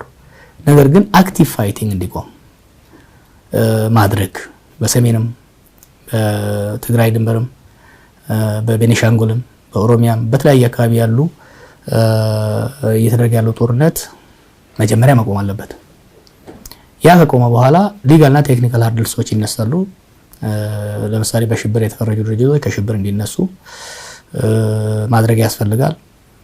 ይሄ ሁሉ ከተደረገ በኋላ እነዚህ ድርጅቶች ልክ እንደ ማንኛውም ፖለቲካ ድርጅት ወደ ጠረጴዛ ዙሪያ መጥተው ሙሉ የሆነ ድርድር ንግግር ማድረግ ይቻላል። አንድ ቤተሰብ ውስጥ ችግር ካለ 12 ልጆች ካሉ ሁለቱ ውጪ ከአባትየው ጋር የተጣጠዙ የቀሩ 9 10 እዚህ ቁጭ ብለው ቢወያዩ ዋጋ ቢስ ነው። ስለዚህ ነምበር 1 ለህዝባችን እንዲረዳ እንፈልገው ጦርነት እየተካሄደ ብሔራዊ መግባባት ማካሄድ አይቻልም። ይሄ ወሳኝ ነው። ጦርነቱ መቆም አለበት። ጦርነቱ ከቆመ እድል ይኖረዋል። ሌላው ፕሪኮንዲሽን አመራሮቻችን የኦፌኮ አመራርም ሆነ ከአመራር እስከ አባል አሉ መሳተፍ ያለባቸው። ከሁሉም በላይ ደግሞ የኦነግ አመራር ከሊቀመንበሩ በስተቀር እስር ቤት ነው ያሉት። በዚህ ብሔራዊ መግባባት ውስጥ መሳተፋቸው ወሳኝ ከሆነ ውስጥ የኦነግ አንዱ ነው። እነዚህን እስረኞች መፍታት እና እኛ እንደተፈታ ነው ተስፋ ነበር። እኛን ሲለቁ ሁሉንም ለቀው ወደዚህ ይገባሉ የሚል ግምት ነበር። እስካሁን አልተፈቱም። ፍርድ ቤት እንኳን ነጻ ብሏቸው አልተፈቱም። እነሱ መፍታት አስፈላጊ ነው። ሶስተኛው ብሔራዊ መግባባት ለመፍጠር የሚያደራድረው የሚያወያየው አካል በግጭት ውስጥ የተሳተፉት በአገሪቱ ፖለቲካ ውስጥ በተለያየ ጎራ የተሰለፉት የሚያምኑበት የተስማሙበት መሆን አለበት። ስለዚህ ኮሚሽኑ ሲቋቋም ማሳተፍ ነበረባቸው። ኢህአዴጋውያን ግን አንድ ያልተላቀቃቸው ችግር አለ። በጣም ሲምፕል የሆነ ነገር ላይ ሁሉ ኮንትሮል ፍሪክ የመሆን ነገር አለባቸው። ፓርቲዎችን ያለማሳተፍ የተለያዩ አካላትን ያለማወያየትና ኮንሰንት ያለማግኘት ሁኔታ አለና አሁን ኮሚሽን ሲያቋቁሙ ህጉንም ሲያረቁት ሆነ ኮሚሽኖች ሲያቋቁሙ አካታች ብሔራዊ መግባባት ከጅምሩ ነው መስተካከል ያለበት። ከጅምሩ አካታች ከሆነ ፕሮሰሱም ከዛ በኋላ አካታች ሆናል። ውጤቱም ሁሉም ሊያስተማምን ሊሆን ይችላል። ከጅምሩ ግን ፕሮሰሱ ወደ አንድ ያደላ ወይም ደግሞ ወደ አንድ አድልቷል ተብሎ ከታሰበ ችግር ይፈጥራል። እንግዲህ እነዚህ ሶስት ኮንዲሽኖች ናቸው። ከሁሉም በላይ ግን የጦርነቱ ጉዳይ ካቆምን የኮሚሽንና የህጉን ጉዳይ ተመልሶ መደራደር መነጋገር የሚቻል ይመስለኛል። ጦርነቱ እየተካሄደ ግን ኦፌኮ መሳተፍ አይፈልግም፣ አይጠቅምም፣ የችግሩ አካል ነው የምንሆነው። ብሔራዊ መግባባት ሲባል ሲልቨር ቡሌት ይሉታል ፈረንጆች። አንድ እድል ነው ያለ። አንድ ሲልቨር ቡሌት ማለት አንድ ጥይት ካለ አንሷን ከተኮስ ምንም የለም። ብሔራዊ መግባባት አንድ ሀገር አንዴ ብቻ ነው ተደረገ ሲል ሁለት ያችል ያ አንዱ የብሔራዊ መግባባት ኢኒሺዬቲቭ ከተበላሸ ይበላሻል፣ ሁሉም ነገር ይጠፋል። ደግመህ ልታደርገው አትችልም። ወደ ኋላ ተመለስ ብለን እንየው። ሁለት የተቋቋሙ ኮሚሽነሮች ነበሩ፣ የማንነት ኮሚሽን እና የእርቀ ሰላም ኮሚሽን። እነዛ ነገሮች ሲመጡ ከደቡብ አፍሪካ ሰክሰስፉል ከሆነ የደቡብ አፍሪካ ሽግግር በመማር ነው። ሁሉም የሀገራችን ህዝብ በጣም ደስተኛ ነበር። ፋይናሊ የሀገራችን ሊቃን የሀገራችን ሰዎች እርቀ ሰላም ፈጥረው ወደፊት ይሄዳሉ የሚል እንዲሁም ደግሞ በየቦታው የሚነሱ የማንነትና የድንበር ጉዳዮች በጦርነት ሳይሆን በድርድር ይፈታሉ ከሚል አንፃር በጣም ትልቅ ተስፋ ነበር። እነኛ ኮሚሽኖች ሚስዩዝ ከመደረጋቸው የተነሳ ዛሬ ስለ እርቀ ሰላም መስማት ይፈልግ ሰው የለም። ህዝቡ ብቻ አይደለም ሌላውም ራሱ መስማት ስላልፈለገ ወደ መፍረስ ሄዱ ማለት ነው። ስለዚህ አሁን የሚመጣው የብሔራዊ መግባባት ኮሚሽንም አሰራሩ ላይ ስህተቶች አሉ። ከዛ የበለጠ ግን ጦርነቱ ሳይቆም ወደ ብሔራዊ መግባባት እንገባለን ማለት የዚህ ኮሚሽን እጣ ፈንታም የነኛው ኮሚሽን እንዲሆን የሚያደርገው። ስለዚህ የሀገራችን አመራሮችም ኮሚሽኑንም ለጠይቅ የምፈልገው ይሄ ወደ መጨረሻ ላይ ያገኘን ያለው እድል ነው። ይሄን እድል በአግባቡ እንጠቀመው። ካለፉት 50-60 ዓመት ሳይሆን ካለፉት 4 ዓመት ካታስትሮፊክ ከሆኑ ስህተቶች እንማር። ባለፉት 4 ዓመታት ባለፉት አንዳንድ ሪፖርቶች እንደሚያዩት ባለፈው ጦርነት ወደ 500,000 ሰው ሞቷል። ባለፉት 4 ዓመታት እንግዲህ ምን ያህል እንደሞተ መገመት ይቻላል። የሰው መሞት ብቻ ሳይሆን የሀገራችን ኢኮኖሚ እየደቀቀ ሄዷል። በአለም ላይ አይሶሌትድ ሆናል። ሪጂናሊ በዚህ አህጉርና በዚህ አካባቢ አንከር ስቴት ስታቢላይዚንግ ስቴት ስትባል የነበረው ሀገር የችግሮች መንስኤ ወደ መሆን ሄዳለች። ይህንን በመረዳት ቅድም እንዳልኩ በአፋፍ ላይ የተንጠለጠለውን አውቶቡስ ወደ ኋላ መመለስ ከፈለግን ችኮላው ይቅር። ከሁሉም የበለጠ የዚች ሀገር አመራር ፎከስ ማድረግ ያለበት ጦርነቱን ማቆም ነው። ጦርነቱን ካላቆመን ብሔራዊ መግባባት አይኖርም። ጦርነቱን ካላቆመን እየወደቀ ያለ ኢኮኖሚውን መመለስ አንችልም። ስለዚህ ጦርነቱ ከቆመ ኦፌኮም ሆኑ ሁሉም ድርጅቶች ለመሳተፍ ዝግጁ እንደሆኑ ምንም ጥርጣሬ የለኝም። ጦርነቱ ካልቆመ ግን ዛሬኛ ብንገባ ውጤት የለውም። ለምሳሌ ኦሮሚያ ውስጥ ያለ ህዝብ ለብሔራዊ መግባባት ከፍተኛ ድጋፍ አለው። የሚደግፈው ግን ኦሮሚያ ውስጥ ያለው የህዝብ እርስ በርስ ጦርነት እንዲቆም ነው። የእርስ በርስ ጦርነቱ እንዲቆም ነው። የእርስ በርስ ጦርነቱ በመንግስትና በኦሮሞ ሊበሬሽን አርሚ መካከል ነው እየተካሄደ ያለው። እነዚህ ሁለቱ የማይሳተፉበት ብሔራዊ መግባባት ኦሮሚያ ውስጥ መግባባትን አያመጣም። ኦሮሚያ ውስጥ ያለውን ግጭት ሊያስወግድ ሊፈታ አይችልም። ያ ብቻም አይደለም። ህወሓትም ሆኖ ቤኒሻንጉል ሌሎችም ያሉበት ግጭትም እነዚህ ካልተሳተፉ ሊቀር አይችልም። ዋና ተፋላሚዎችን ዋና ተዋጊዎችን ያገለለ ብሔራዊ መግባባት ጦርነት አስቆም። ጦርነት ካላስቆመ ደግሞ ምን ዋጋ አለው? እኛ ለምሳሌ እንደ ኦፌኮ እዚህ መግባባቱ ብንገባ ለመንግስት አሳማሪ ማድረግ ካልሆነ በስተቀር ኦሮሚያ ውስጥ ያለውን ግጭት መፍታት አንችልም። የኦሮሚያ ውስጥ ያለውን ግጭት ለመፍታት ከተፈለገ ከኦኤልኤ ጋር መደራደርና ተኩስ ማቆም አለባቸው። ስለዚህ ጦርነት ማቆም ማለት ሲዝ ፋየር በሚለው ማለት ነው እንጂ ከዛ በኋላ ሁለቱም ውጊያ ላይ ያሉት አካላቶች የየራሳቸው ፍላጎትና ዲማንዶች ይኖራቸዋል አይደል? ለምሳሌ ትጥቅ ፈተው ነው ወደ ናሽናል ዲያሎግ የሚገባው። ጦርነት ማቆም የሚለው ትንሽ ክሊር ለማድረግ አሁን ለምሳሌ ሰሜን ላይ እንደቆመው አይነት በሲዝ ፋየር ማለት ነው ወይስ አንዱ አካል ትጥቅ መፍታት አለበት? የትኛው ሲዝ ፋየር ነው? አንዱ አካል ፈቶ ሌላው ታጥቆ የሚደረግ ድርድር ሊኖር አይችልም፣ ውጤትም አይኖረውም። እንደዛ ብንልም ወደ ተግባራዊ ሊሆን አይችልም። ስለዚህ በሁሉም አካባቢ ያሉት ኃይሎች መንግስት ከሁሉም ጋር መደራደር አለበት። ተደራድሮ አት ሚኒመም የሲዝ ፋየር የተኩስ አቁም ስምምነት ከዛ ደግሞ በአካባቢ የተጎዳ ላለው ማህበረሰብ የሰብአዊ እርዳታ እንዲደርስ ማድረግ አስፈላጊ ነው። እነዚህ እንግዲህ በሁለት መልኩ ማድረግ ይቻላል። የተለያዩ ሜካኒዝሞች አሉ። ፓራላል በሆነ መልኩ አሁን እንደሚደረገው አደጋኛ ነው። ከአንዱ ቡድን ጋር እየተዳደርክ ሌላውን ቡድን ወደ ኋላ ተዋለው ካልክ ስህተት ነው። ምክንያቱም ወደ ኋላ የተቀረው ኃይል ወደ ስፖይለር ነው የሚለወጠው። ውሃ ቅዳ ውሃ መልስ ነው የሚሆነው። ስለዚህ የትልቁ መሆን ያለበት ከሁሉም ከታጠቁ ኃይሎች ጋር እነኚህ የታጠቁ ኃይሎች የተለያየ ዴማንድ አላቸው። አት ሚኒመም ኦቨርናይት በሁሉም የፖለቲካ ልዩነቶቻቸው ላይ ይስማማሉ ማለት አይደለም። የብሔራዊ መግባባት አንዳንዶቹ የነሱ ፖለቲካ ልዩነቶች በብሔራዊ መግባባት መድረክ ላይ ሊፈቱ የሚችሉ ናቸው። አንዳንዱ ስፔሲፊክ የሆኑ ለዛ ቡድን ስፔሲፊክ የሆኑ ጥያቄዎች ሊኖሩ ይችላሉ። እነሱ ዋን ኦን ዋን ከመንግስት ጋር በሚደረግ ድርድር ሊፈቱ ይችላሉ። ያም ሆነ ይህ ጦርነት ማቆም፣ ተኩስ አቁም ላይ መድረስ ብሔር ሚኒመም ነው ለብሔራዊ መግባባት። ጦርነት ሳይቆም ግን የሚደረግ ብሔራዊ መግባባት በተመሳሳይ አመለካከት ባላቸው ኢንፋክት ሌሎቹን ያመለካከት አንድ ባይሆኑ ራሱ እኛ በሰላማዊ ትግል ውስጥ ያለን ፖለቲካ ድርጅቶችና መንግስቶች ለመደራደር ራሱ ምንም ዋጋ የለውም። እየተቃጠለ ባለ ቤት ውስጥ ቆንጆ ጠረጴዛ አስቀምጦ መፎጋገር ካልሆነ በስተቀር አገሪቱ የገባችበትን ችግር እንዳውም እያባሰ ነው የሚሄደው። ስለዚህ እኛ እንደ ድርጅት የዚህ ሀገር መፍትሄ አካል መሆን እንፈልጋለን። የብሔራዊ ድርድሩ አካል መሆን እንፈልጋለን።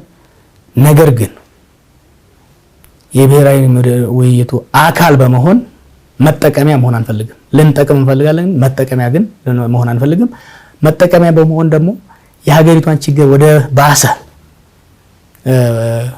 ሁኔታ ወደሚገፋ ሚና ውስጥ መሳተፍ አንፈልግም። ስለዚህ ተኩስ አቁም እስኪደረግና እየተፋለሙ ያሉ ኃይሎች ወደ ጠረጴዛ ዙሪያ እስኪመጡ ድረስ በብሔራዊ መግባባት ጉዳይ ላይ መሳተፍ አንችልም። አንተም በመልሶች መሀል አንድ ሁለት ጊዜ የኢኮኖሚውን ጉዳይ አንስተዋል። እስቲ እሱ ላይ ትንሽ ትኩረት ሰጥተን እናውራበት። የኑሮ ውድነቱ አይተን የማናውቀው ደረጃ ደርሷል። ሰዎች በጣም ያማርራሉ። ኦፌኮም አንድ ሁለት የመግለጫ አውጥቷል በኑሮ ውድነቱ ጉዳይ ላይና እስቲ ምን ትላለህ?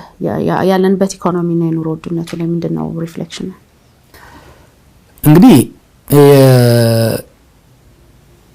የኢኮኖሚ ቀውሱ መንስኤ ፖለቲካዊ ቀውስ ነው።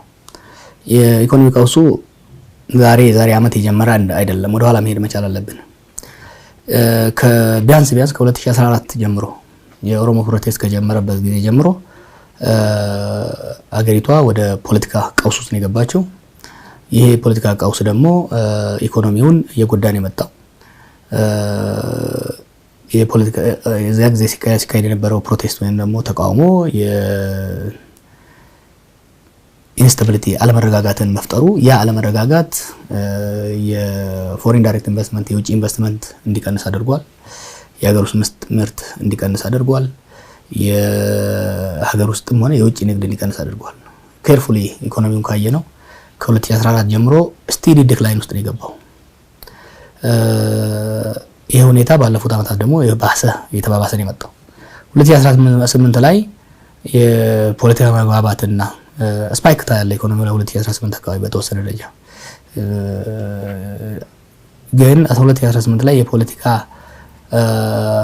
ሽግሩን በአስተማማኝ በሆነ መልኩ አለመምራታችን የፖለቲካ ቀውሱን እያባባሰ መሄዱ የኢኮኖሚ ቀውሱን እያባባሰው ሄዷል።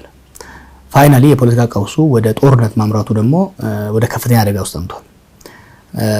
ባለፉት ዓመታት የጦርነቱ ለልማት መዋል የነበረበት በቢሊዮን የሚቆጠር ገንዘብ ለጦር መግቢያ ውሏል። በከፍተኛ መዋለ ንዋይ የተገነቡ የህዝብ ኢንፍራስትራክቸሮች በትግራይ፣ በአማራ፣ በአፋር፣ በኦሮሚያ፣ በቤኒሻንጉል ወድመዋል።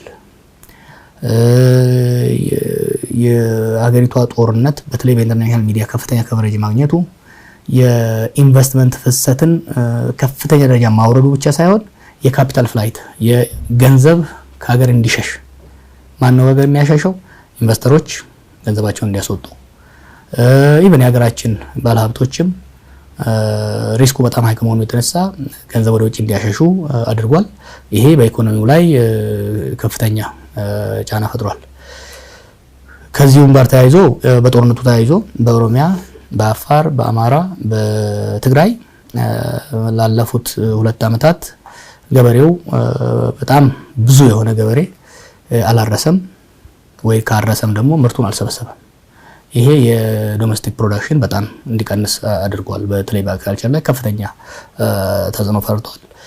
የግጭቱ የሀገር ውስጥ ንግድንም ምክንያቱም ጦርነት በጣም ስለነበረ በተለይ በሰሜኑ የሀገሩ ክፍልና በኦሮሚያ የንግድ የሀገር ውስጥ ንግድ በከፍተኛ ደረጃ እንዲቀንስ ሆኗል። በነገራችን ላይ እንደ ወለጋ ባሉ ዞኖች ውስጥ ነጋዴ በዛ አካባቢ የለም ማለት በሚቻልበት ደረጃ ላይ ተደርሷል። ነጋዴው በሚደረገው ጦርነት በመገፋት አብዛኛው ሸሽቶ እዚህ ገብቷል። ስለዚህ የንግድ በጣም መቀዛቀዙ አንዱ ምክንያት ይሄ ነው። ነገሮችን ደግሞ የባሰ ያባባሰው በጦርነት የተነሳ ብዙ ማዕቀቦች መጥተዋል። አንዳንዴ በምዕራቡ ላይ ስናላገጥና ምዕራቡን ስንረግም መጠንቀቅ ያለብን ነገር ምን ያህል በምዕራቡ ላይ ዲፔንደንት እንደሆን መረዳት አስፈላጊ ነው። በእርዳታ መልክ፣ በብድር መልክ፣ በዳይሬክት ድጋፍ መልክ የሀገራችን በጀት የሀገራችን እንቅስቃሴ በምዕራቡ ዓለም ነው የሚደገፈው ወይ በምዕራብ ሀገራት ወይ በምዕራብ ተቋማት ነው።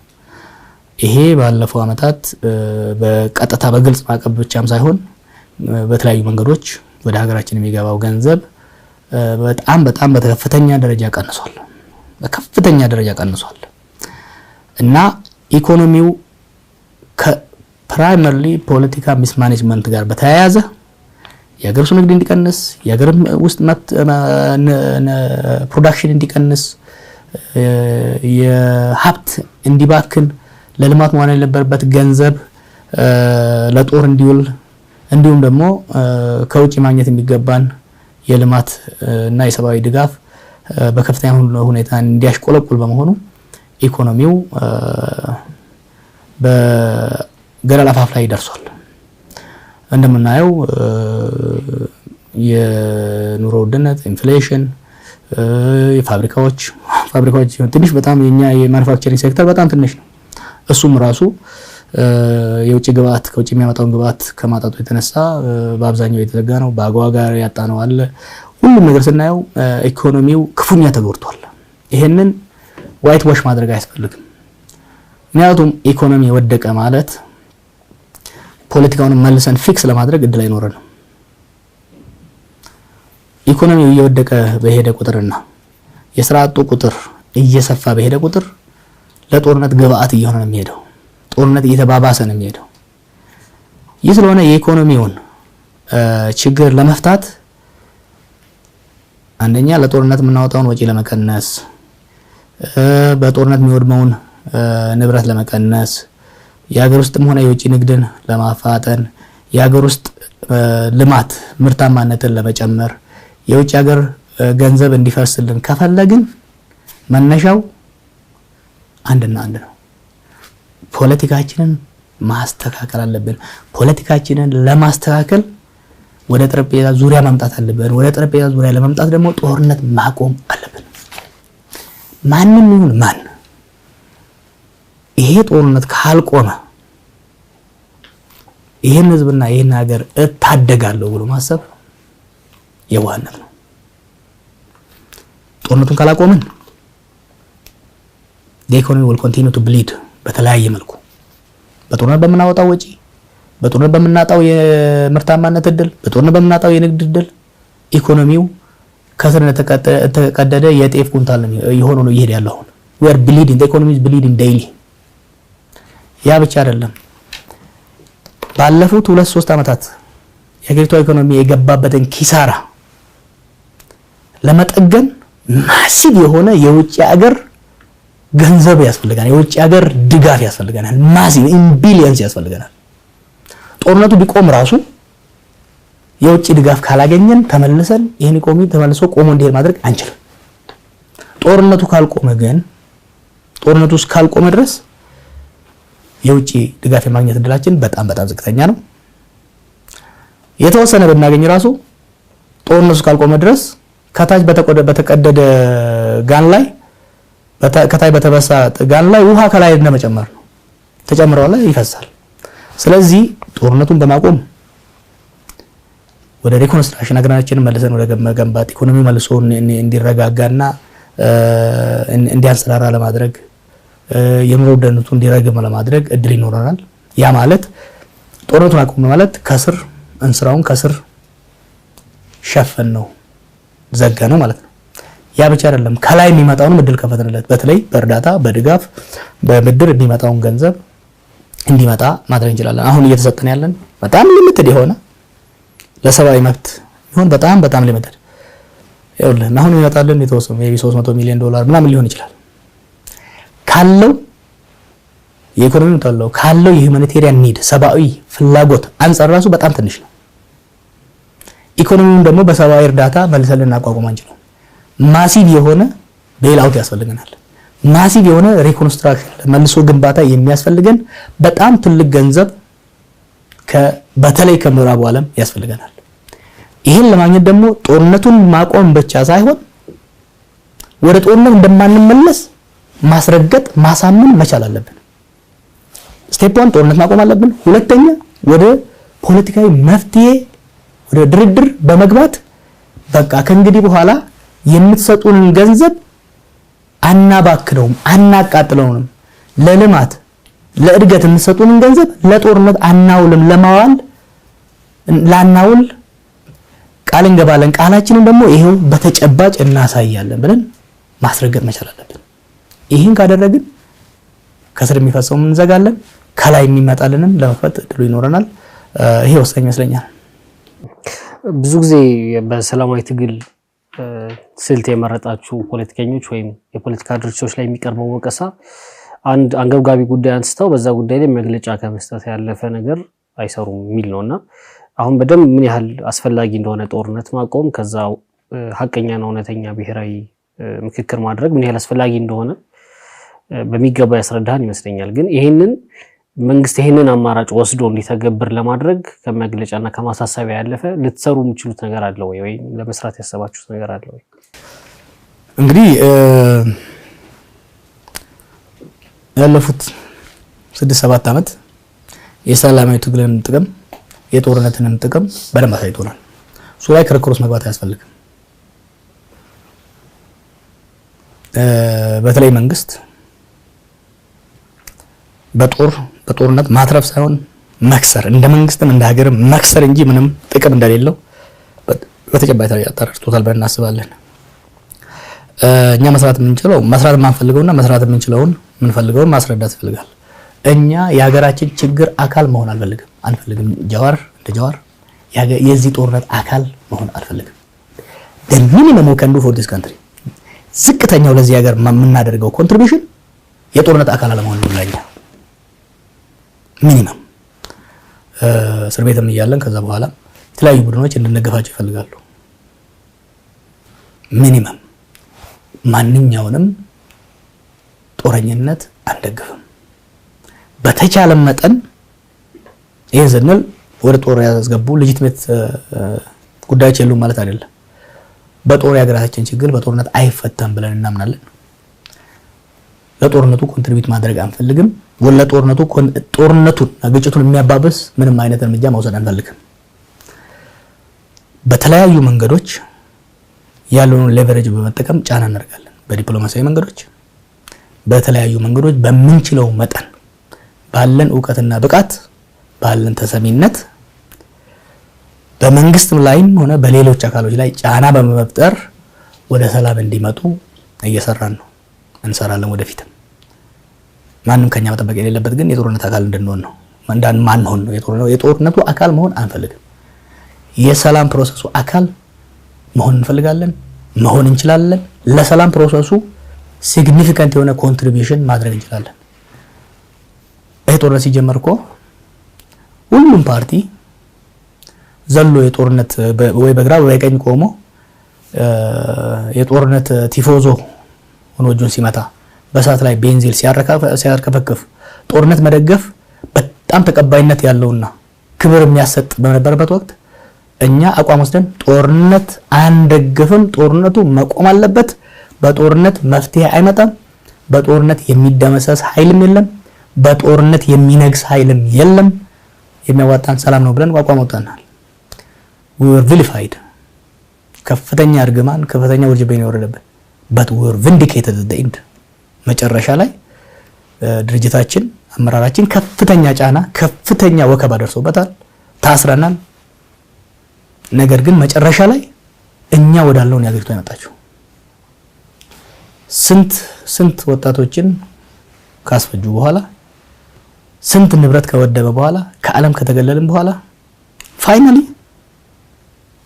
ወደ እንትን የተመለስነው ወደ ድርድሩ የተመለስነው ስለዚህ እኛ እንደ ፖለቲካ ድርጅት የሰላም መንገዶችን የሰላም መፍትሄዎችን ለሁሉም አካል እንነግራለን አገራችን ውስጥ ላሉ ተፋላሚ ኃይሎች እንዲሁም ደግሞ በአገራችን ላይ ጫና ላላቸው ኃይሎች እንሰብካለን እንነግራለን በዛ መልኩ ጫና በማድረግ ኮንትሪቢዩት እናደርጋለን ብዬ ነው ማስበው በቅርቡ በተካሄደው የኦፌኮ ጠቅላላ ጉባኤ ላይ የፓርቲያችሁ ምክትል ሊቀመንበር ሆነ ተመርጠሃልና እንዴት ነው ከአንድ ኢንዲፔንደንት አክቲቪስትነት ወደ ፓርቲ ዲሲፕሊን እና ፓርቲ ስራ መምጣት እንዴት አገኘኸው ወደ ፓርቲ የመግባትህ ዓላማስ ምን ነበር እንደው ይጸጽታልስ ወይ ነፃነት ተገደበ ብለህ ታስባለህ ሽግሩ ከባድ ነው ነፃ ሆኖ ሁሉ ነገር መናገርና ማንሉ ነገር መጻፍ ከዛ ግን በፓርቲ ፕሮግራም በፓርቲ ዲሲፕሊን ታንጾ መሄድ ሉጋም ያረጋል ስለዚህ ፈታኝ ነበር ደግነቱ በሽግሩ ወቅት እስር ቤት ስለነበርኩ ብዙ ማኖችን ከመንካት የዳንኩ ይመስለኛል ያው ደሞ ከበቀለ ጋር ስትታሰሪ ብዙ ነገር ያለማመዳል እና ከሱ ጋር መታሰሬ ሽግሩን መታሰሬ እንዲሁ ነው ከበቀለ ጋር መኖሬ ሽግሩን ስሙዘር አድርጎታል አይ ቲንክ አሁን ሞር ወደ ፖለቲከኛ እየተቀየርኩ ያለ ይመስለኛል መግባቴን አልጸጸትም በተለይ ደግሞ ለኦሮሞ ህዝብ እንዲሁ ነው ለሀገራችን ሁሌ ሽግር እናመጣለን 74 አምተናል 91 አምተናል አሁን 2018 ላይ ለውጥ አምተናል ለውጡ ሁሌ ይጨናገፋል ይተላፋል ለምን ብለን ስናይ ያ ለውጥ በመጣበት ወቅት የሚፈጠረው ፓወር ቫኪዩም የሚመጣውን አድሚኒስትሬቲቭ ቫኪዩም ሊሞላ የሚችል ድርጅታዊ ዝግጅት ባለመኖሩ ነው ያን ቫኪዩም ከዛ ስተት መማር መቻል አለብን ስለዚህ ያን ሽግግር ሊመራ የሚችል ያን ሽግግር አካታች በሆነ የተረጋጋ በሆነ የፖለቲካ ምህዳር ለመፍጠር የሚያስችል ቅድመ ዝግጅት ያስፈልጋል ስለዚህ ወደ ድርጅት የገባሁት በበኩሌ እንደዛ አይነት አደረጃጀት እንደዛ አይነት ድርጅት ለመመስረት በፖሊሲም በዲጂታል ማዋቀርም በስትራቴጂም ፎርወርድ ሉኪንግ የሆነ ፖለቲካል ፓርቲ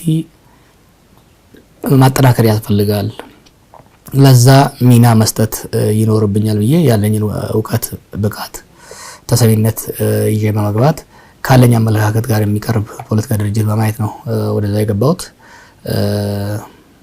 ትክክለኛ ውሳኔ ነው ብዬ ነው የማምነው ወደፊትም በዚሁ ጠንካራ የፖለቲካ ድርጅት ወደ መመስረቱ ላይ እየሰራን ነው እየተሳካልን ነው ቻሌንጁ እንዳለ ሆኖ በጠበበ የፖለቲካ ስፔስ ውስጥ እንዳሰብነው በፍጥነትና በስፋት ለመስራት ከባድ ነው ሆኖም ግን እየሞከርን ነው ምንም ቀር የሚለኝ የለም ወደፊት በመንሰራው ለህዝባችንና ለሀገራችን የሚመጥን ህዝባችንና ሀገራችን የሚመጥን ከአመራር አንስቶ በዲጂታል ማዋቀር በፖሊሲና በስትራቴጂ የሀገራችን ህዝብ ያለበትን ችግር ሊፈታ የሚችል ሊቀርፍ የሚችል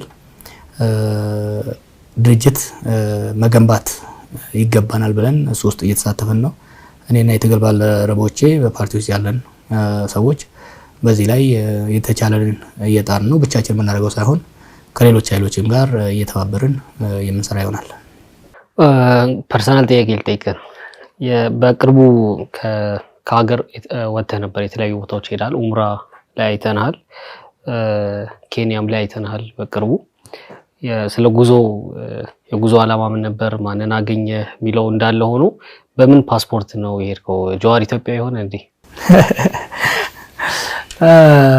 እንደምታውቀው የአሜሪካ ፓስፖርት መልሼ ነበር ያኔ ለምርጫው አሁን ከወጣው በኋላ ተሰጥቶኛል። አይ ቲንክ የአሜሪካ ፓስፖርት ለማግኘት ወደ 3 ወር ነው የፈጀብኝ። ኢትዮጵያን ለማግኘት 2 ዓመት ነው የፈጀብኝ። ያም ሆነ ይህ ግን በዛ ላይ እኔ ብዙ ቅሬታ ማቅረብ አልፈልግም። የሀገራችን ከገባችበት ኪሳራ በህዝባችን ላይ ከደረሰው አሰቃቂ ጉዳት አንፃር የኔ መታሰርም ሆነ የፓስፖርት ጉዳይ አጀንዳ መሆን ያለበት ጉዳይ አይደለም። በኢትዮጵያ ፓስፖርት ነው ትራቭል ማደርገው። ወደ ኡምራ የሄድኩት እስር ቤት በነበርንበት ወቅት ሁሉም ህዝብ ሙስሊሙም ክርስቲያኑም ዋቄፈታውም ሁሉም በጣም ሲጸልይልን እንደነበረ እናውቃለን። ስለዚህ በተቻለ መጠን እኔም ልክ እንደነሱ የነሱ ጸሎት ስለተሰማ ፈጣሪ ለማመስገን ነው ወደዛ ሄድኩት። ኬንያ ለፐርሰናል ጉዳይ ነው ሄድኩት። በአጋጣሚ ግን ሰዎችን አግኝቼ ያው እንደምታውቀው ሀገራችን ላይ ተጽዕኖ ያላቸው ብዙ ኢንተርናሽናል ድርጅቶች ሌሎችም በጦርነቱ ጉዳይ ወደዛ ገብተዋል።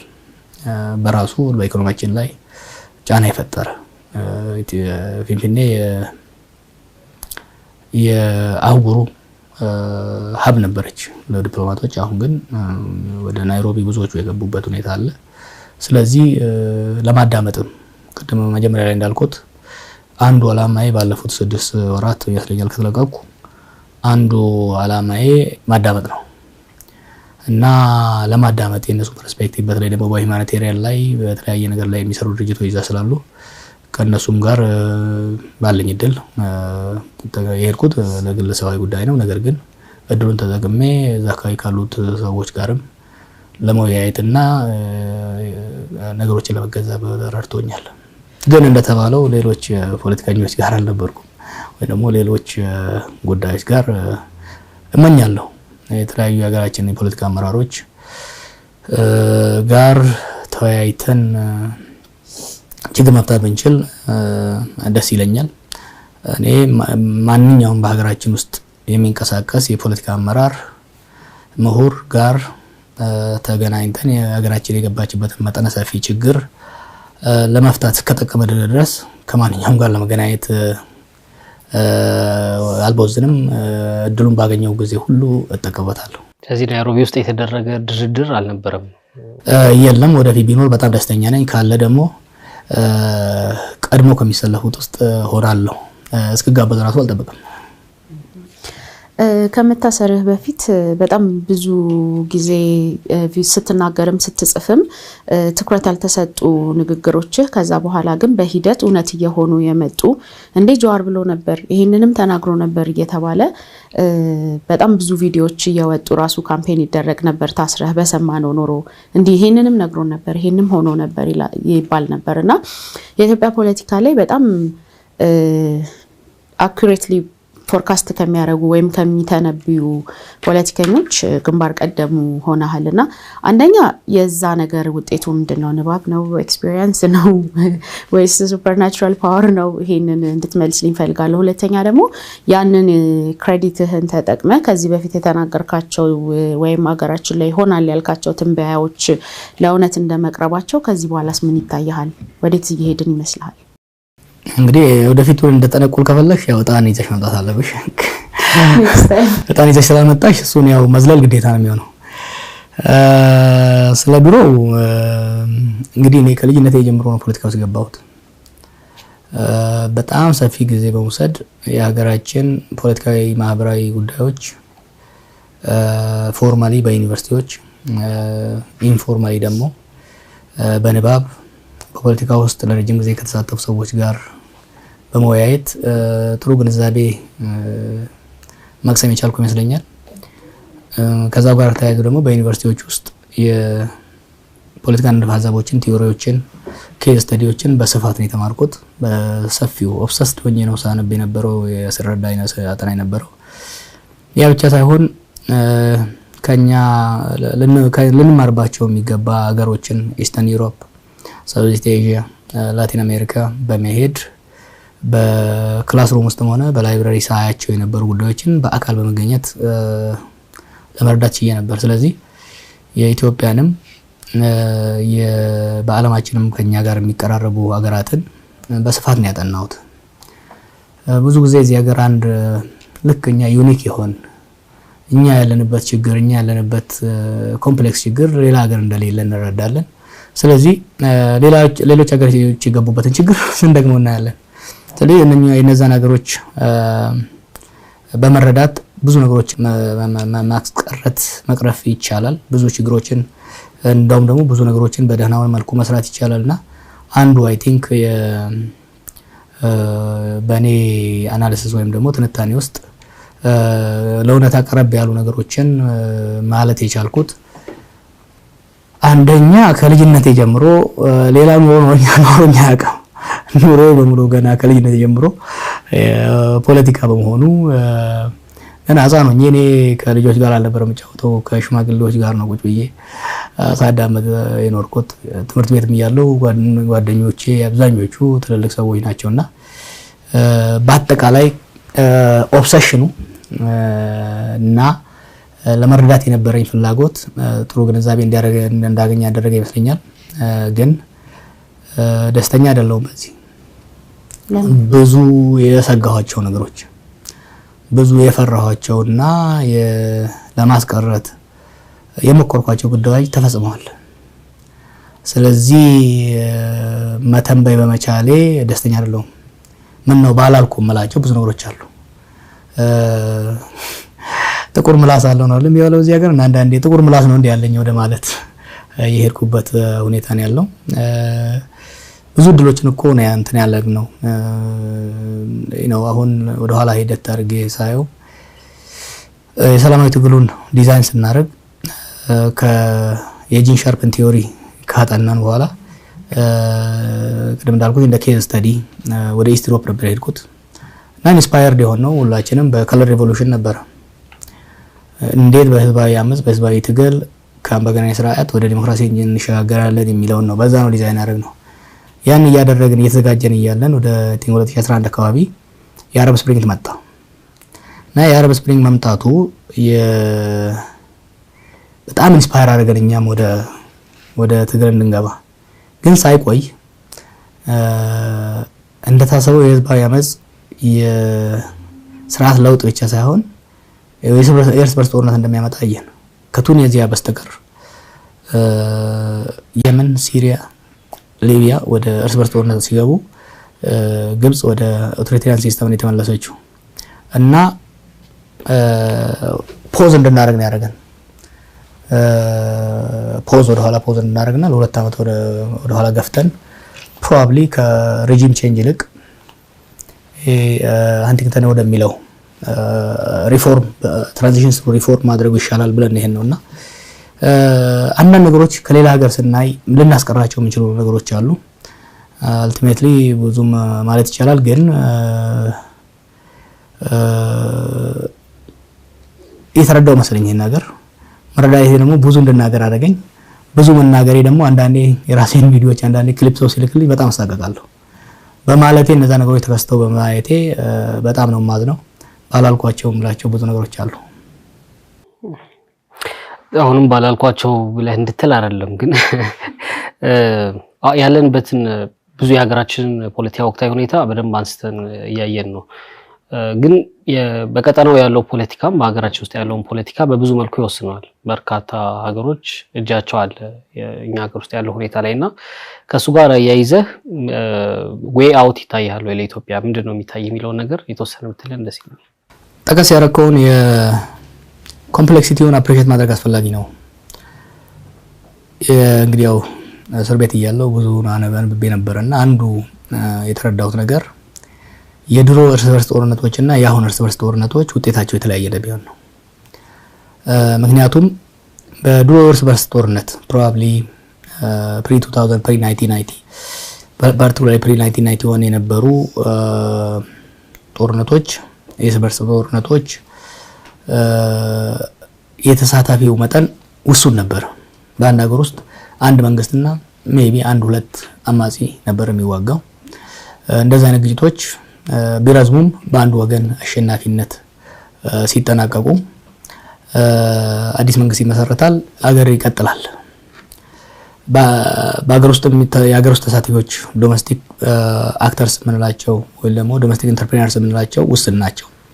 እንደዚሁም ደግሞ ኤክስተርናል አክተርስ ወይ ደግሞ ኤክስተርናል ስፖንሰርስ ምንላቸው ደግሞ ውስን ናቸው። በኮልድ ዋር ጊዜ ብትወስደው ለምሳሌ ኢትዮጵያ ስትወስድ መንግስት አለ፣ ኢፒኤልኤፍ አለ፣ ቲፒኤልኤፍ አለ፣ ኦነግ አለ፣ ውስን ነበሩ። ኤክስተርናል ስፖንሰሮችም በአንድ ወገን ሶቪየት አለ፣ በአንድ ወገን ደግሞ አሜሪካኖቹ ነበሩ። ስለዚህ ሊሚት ነበረ። አሁን እንደዛ አይደለም። አሁን የዶሜስቲክ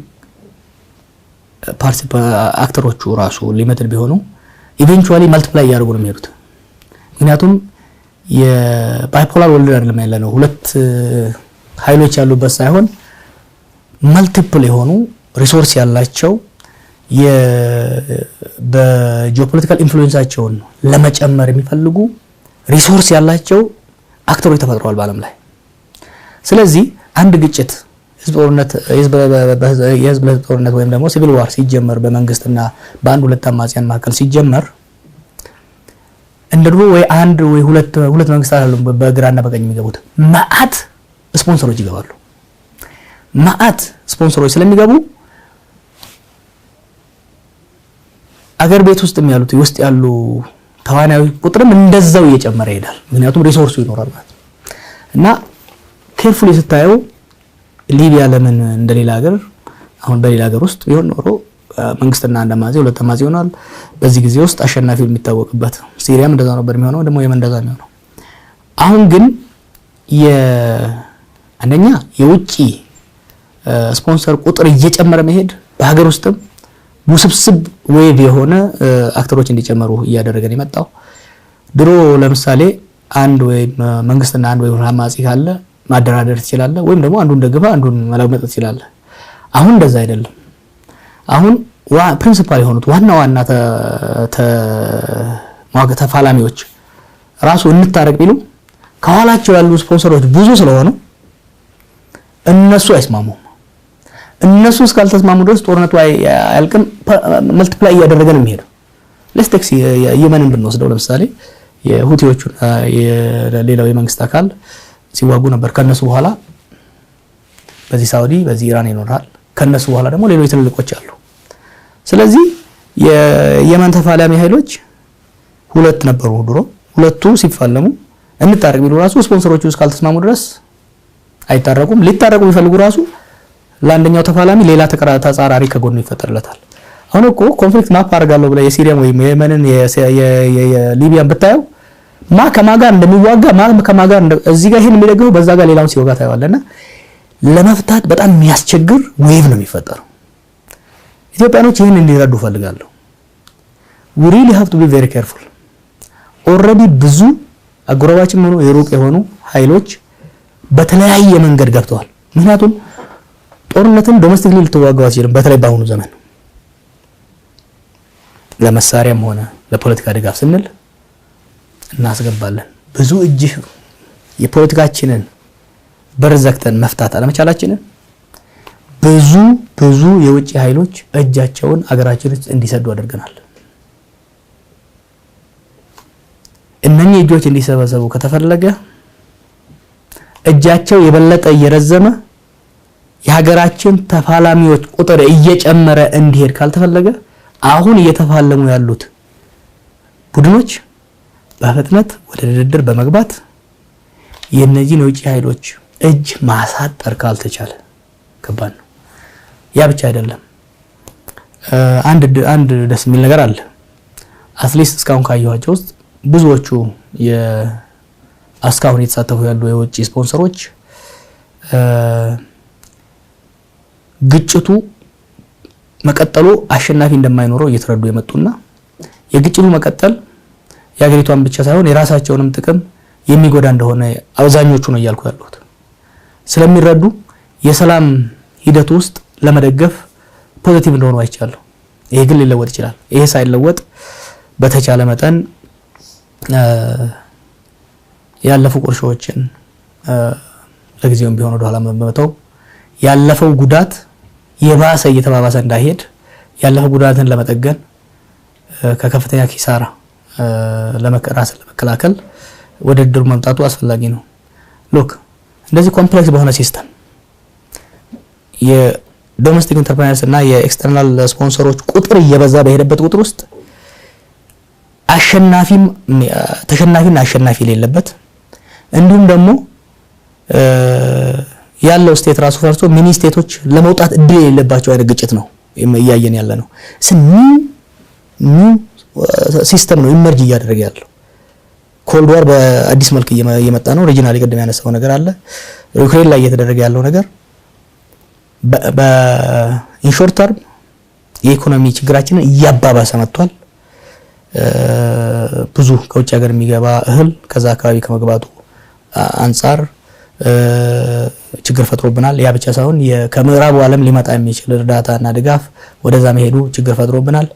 ከዛ የበለጠ ግን በምዕራቡና በራሻ መካከል ያለው ፉክክር ወደ ክልላችን፣ ወደ አካባቢያችን፣ ወደ ሪጅኑ እየመጣ እንደሆነ ብዙ ምልክቶች አሉ። ይሄ ወደዚህ መምጣት ኦሮሞ እንደሚለው ጭቶራን ፈንጦ እየሆነ ነው። በእንቅርት ላይ ጆሮ ደግፍ እንደሚባለው እየሆነ ነው ያለው። ይሄ ነገር እየተባባሰ ሳይመጣ በፍጥነት ወደ ሰላም መምጣት ለህዝባችንም ለሀገራችንም የሚበጅ አሁን አትሊስት ትንሽም ቢሆን እድል አለን። የራሳችንን ችግር በራሳችን ለመፍታት የተወሰነ ችግር አለን። የውጪ ስፖንሰሮችም ችግር ለመፍታት አሁን ፈቃደኛ ናቸው። ይሄ ግጭት እየረዘመ ከሄደቁን የኛ አቅምም ለመደራደር ያለን አቅም ስለምንበዛ ማለት ነው ተፋላሚው ስለሚበዛ ለመደማመጥ ያለን እድልም እየቀነሰ ይሄዳል። የውጭ ኃይሎችም ፎክር እየጨመረ ስለሚሄድ አስቸጋሪ ሁኔታ ነው የምንገባው። ምናልባት ሚስኮት እንዳላረግ በንግግሩ ውስጥ ከሰማሁት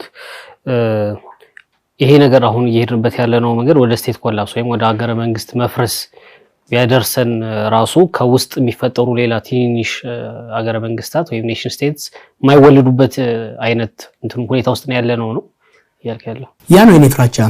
ኬርፉል እንግዲህ እዛ እስር ቤትም እያለው ባነበብኩበት ከዚህ በኋላ ከወጣው በኋላም የተለያዩ ኤክስፐርቶችን ሳናገር ያየሁት የሲቪል ዋር ኔቸር መለወጡን ነው። የሲቪል ዋር ኔቸር በተለይ የሀገር ውስጥ ዶሜስቲክ ተጫዋች ቁጥሩን በጣም እየሰፋ የውጭ ስፖንሰርም በጣም እየሰፋ ሎክ በኮልድ ዋር ስትወስድ ስፖንሰር ሊያደርግህ የሚችለው ሁለቱ ሱፐር ፓወሮች ናቸው። ሌሎቹም ሀገሮች ቢሆኑ ለሁለቱ ሱፐር ፓወር ተቀጥላ ፕሮክሲ ሆነው ነው የሚደግፉህ። አሁን ግን ኢንዲፔንደንት ሆነው እጃቸውን ለማስገባት የሚፈልጉ ብዙ አክተሮች በተለይ በእኛ ሪጅን ተፈጥረዋል፣ በጣም ተፈጥረዋል። እንደ ኮልድ ዋር ከአፍሪካም ሆነ ከሚድል ኢስትም ሆነ ከኤዥያ ሌላ የሚደግፈው ኃይል ወይ የአሜሪካ ነው ወይ የራሻ ተቀጥላ ነው። አሁን እንደዛ አይደለም። አሁን ራሱን ችሎ የራሱን ጂኦፖለቲካል ጥቅም ለማስደገፍ የራሳቸው እርስ በርሳቸው የሚወዳደሩ ግን ሪሶርስ ያላቸው ስቴቶች አሉ በአካባቢያችን። ኢንተርቪን ሊያደርጉ የሚችሉ ኃይሎች አሉ። ራሻም አሜሪካም ነሰሰሊ የማይቆጣጠሯቸው አሉ ማለት ነው። ይሄ ወዴት ነው የሚያመራው? መልቲፕሊኬሽን ኦፍ ዶሜስቲክ ኮንፍሊክት ኢንተርፕሬነርስ ይፈጥራል። የተፋላሚው ኃይል በበዛ ቁጥር ስትሪም ላይን ለማድረግ ይከብዳል ማለት ነው። ስለዚህ ለምሳሌ ዩጎዝላቪያ ኮላፕስ በምታደርግበት ወቅት ራሱ ዩኒፖላር ዌስቱ ብቻ ነው የነበረው። ዌስቱ ውስጥ ገብቶ ስቴቱን ማስቀጠል ባይችል ራሱ የሚፈጠሩት ሚኒ ስቴቶች በፍጥነት ሼፕ አድርገው የእርስ በርስ ጦርነታቸውን እንዲያበቁ አሁን የዴይተን አኮርድ ብትወስደው ይሄን የተደረገው። አሁን ግን የኢንተርናሽናል ኦርደሩ ለዛ የሚያመች ባለመሆኑ ኢንፋክት አሁን ያለው የዓለም ፖለቲካና የአካባቢው ፖለቲካ ኮንፍሊክትን የበለጠ ፊድ የሚያደርግ የፈለጠ የሚያባብስ እንጂ በሰብናሽናል ግሩፖች ውስጥ ራሱ የተለያዩ ቡድኖች እንዲፈጠሩ እድል የሚፈጥር። ምክንያቱም የውጭ ስፖንሰሮች ብዛት ከመኖሩ የተነሳ ፉክክራቸው በጣም የጦፈ ከመሆኑ የተነሳ ወደዛ የሚያመራ ነው የሚመስለኝና በጣም ነው ፈራው፣ በጣም ነው የምሰጋው። አገር ውስጥ ያሉ ጦርነቶችን በማቆምና ለችግሮቻችን ፖለቲካዊ መፍትሄ በማምጣት የቀጠናው ላይ ያሉትን ባለድርሻ አካላት ተጽዕኖ መቋቋምና ጫናዎቻቸውን ማስወገድ ወይም መቀነስ እንችላለን እንደ ሀገር እያልክ ነው? በጣም ጠባብ እድል አለን። ሎክ ሃይፐር ኦፕቲሚስት መሆን አልፈልግም ከልክ በላይ። ነገር ግን ከዛሬ ትላንት ይሻል ነበር። ከ2018 2005 ይሻል ነበር። ከ2005 1991 ይሻል ነበር። 1991 ላይ የነበሩት ኃይሎች በጣም ሊሚትድ ነበሩ። ህወሓት ነበረ፣ ኦነግ ነበረ፣ በዚህ ወገን በአማራ ወገን የነበሩ ኃይሎች ነበሩ፣ በጣም ውስን ነበሩ። ያንን እድል ባለመጠቀማችን ነገሮች እየተወሳሰቡ ሄዱ። 2005 ምርጫ ሲካሄድ ያንን የምርጫ ውጤት ዋይዝሊ መጠቀም ቢቻል ኖሮ የተሻለ ሁኔታ ነበር። 2018 ለውጥ መጣ፣ ጎልደን ኦፖርቹኒቲ ነበር፣ ያን መጠቀም አልቻለም። ግን የተዋናዮች ቁጥር ከ2005 እየጨመረ የመጣው 2018 የበለጠ እየጨመረ የመጣው ከ2018 ደግሞ አሁን የባሰ ጨምሯል። የሀገራችን ችግር ውስብስብነቱን ከ91 እስካሁን እየጨመረ የመጣው ችግሮችን ለመፍታት ያለን እድል ደግሞ እየጠበበ ነው የመጣው። ቢጠብም ደግሞ እድል አለ። ከዛሬ ግን ከ2022 ላይ ነው ያለነው። ከ2022 2024 ላይ የበለጠ ነው የሚጠበው። እዚህ ላይ ራሱ ቆም ብለን መነጋገርና መደራደር የምንችል ከሆነ እድሉን ለ2024 25 27 30 እያሰፋነው ልንሄድ እንችላለን። ነገር ግን ልክ እንደ ከዚህ በፊቱ አምባገነናዊነትን እየሞከርን የበላይነትን ለመፍጠር እየሞከርን ተቃዋሚ ኃይልን እንደፈጥጣለን እናወድማለን እያልን የምንሄድ ከሆነ እድሉን እያጠበብን ነው የምንሄደው። እያልኩ ያለሁት ትንሽ ጭላንጭሎች አሉ። በነገራችን ላይ አምና ዲሴምበር እና ኖቬምበር ከነበረው ሁኔታ ዛሬ ይሻላል። ለምን ነው ከዛ ከኖቬምበር እና ከዲሴምበር ዛሬ የተሻለው? የፌደራል መንግስት በጉልበት አንበረክካለሁ አሸንፋለሁ ከሚለው ህወሓትም በጉልበት ፊንፊኔን እቆጣጠራለሁ ከሚለው አይ እስቲ የሰላም መንገድ እንሞክር ወደ ማለት ቀደም እንዳልኩት ገደል ላይ የደረሰውን አውቶቡስ ፍሬም በመያዛቸው undoubtedly ዛሬ ከላስት ይር የተሻለ ነው። because we took the right measures, because we took a positive measure, because ከጦርነት ይልቅ ለሰላም ችግሮችን በጠመንጃ አፈሙዝ ሳይሆን በንግግር መፍታት ይሻላል። ወደንም ባይሆን ሌሎች ፋክተሮች አሉ ወደዛ ያስገቡን። ወደዛ መሄዳችን ዛሬ May 2022 is much better than May 2021. May 2021 ላይ የበለጠ ሜጀር ከወሰደ ለምሳሌ እየተፋለሙ ያሉ ኃይሎች ወደ ተኩስ አቁም እየገቡ ከሄዱ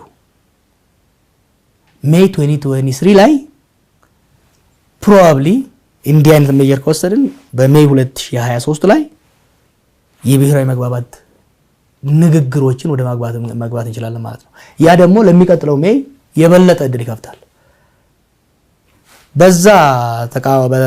ከዛ ላይ የተባለ መልኩ ግን እንደ ትላንትናው ኦሮሚያ ውስጥ ያለውን ጦርነት እንጨፈልቃለን በማለት መንቀጥል ከሆነ በሰሜን ያለውን ጦርነት ተመልሰን በጦርነት እንፈታለን ብለን የምንሄድ ከሆነ አማራ ክልል ላይም እየተደረገ ያለውን ነገር በጥንቃቄ ወደ ችግሮችን በውይይትና በድርድር ወደ መፍታት ማንሄድ ከሆነ ከሜይ 2011 የባሰ ነገር ሜይ 2023 ላይ ሊገጥመን ይችላል ማለት ነው። የተለያዩ ሀገሮችን እጅ በእኛ ሀገር ፖለቲካ ውስጥ በደንብ አንስተን እየተወያየን ነውና የኤርትራን ለየት አድርገን ብናነሳው ጥሩ ይመስለኛል። የኤርትራ ሚና ምንድነው? የኤርትራ ቦታ የቱ ጋር ነው ያለው? አሁንም ከጦርነት ደግሞ ተመልሰን ወደ ሀገራዊ መግባባትና ውይይት የምንሄድ ከሆነ እንዴት ነው ከኤርትራ ጋር በሰላም ሁኔታዎችን ቋጭተን የኤርትራን እጅ ሊሚት ማድረግ የምንችልበት እድል አለ? የኤርትራ ቦታ ምንድነው እዚህ ኮንፍሊክት ውስጥ? እንግዲህ የኤርትራ ሚና የድሮ ግጭት ኮንቲኒዩሽን ነው። ላለፉት 67 ዓመት መቼም ከዛ በላይ ሳይሆን አይቀርም በኤርትራን ጉዳይ ለመፍታት የነበሩት መንግስታት የሄዱበት ሂደት ቀላል ሚና የለውም። ከዛ በኋላ ኤርትራ ነፃነቷን ካገኘች በኋላ ወደ ጎረቤት ሀገር ከተለወጠች በኋላ በሁለት ሀገሮች መካከል ሊኖር የሚገባው ግንኙነት ህጋዊ ተቋማዊ መሆን ነበረበት። ይሄንን ማድረግ ተሳተ። ብዙ ጊዜ ስህተቶች የሚፈጸሙት በሰላም ጊዜ ነው። ብዙ ጊዜ የጦርነት እርሾ የሚከማቸው በሰላም በፍቅር በደስታ ጊዜ ነው። 91 92 93 94 እስከ 95 ፊንፊኔ ላይ ስልጣን ያዘውና አስመራ ላይ ስልጣን ላይ የነበረው ኃይል በጣም የሚቀራረቡበት ጊዜ ነበር።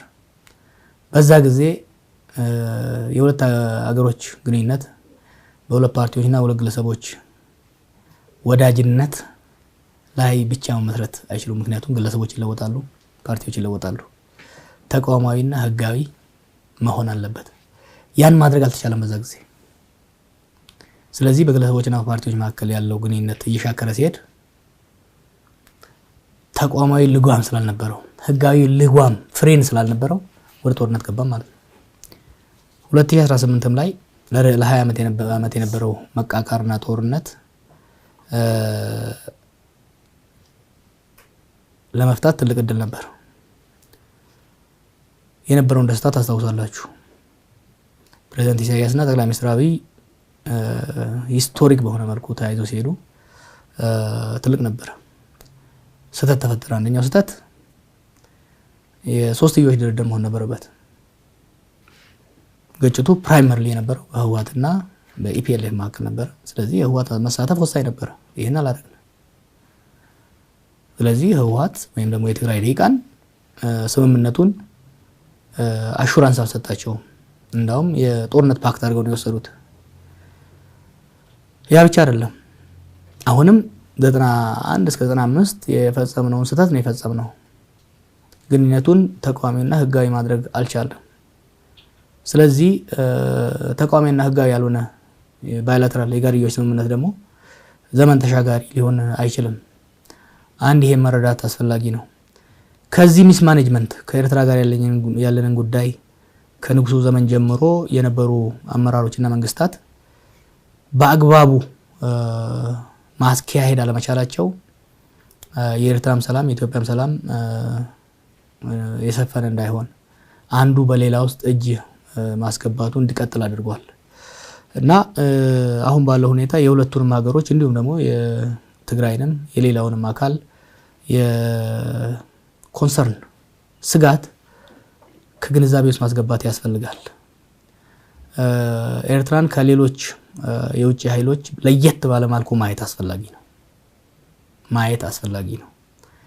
ምክንያቱም የኤርትራና የኢትዮጵያ ግንኙነት ለየት ያለ ነው። ከሶማሊያ ጋር ካለ ነው፣ ከአረብ ሀገራት ጋር ካለን፣ ከሱዳን ጋር ራሱ ካለን ልዩነት ካለን ግንኙነት ለየት ያለ ነው።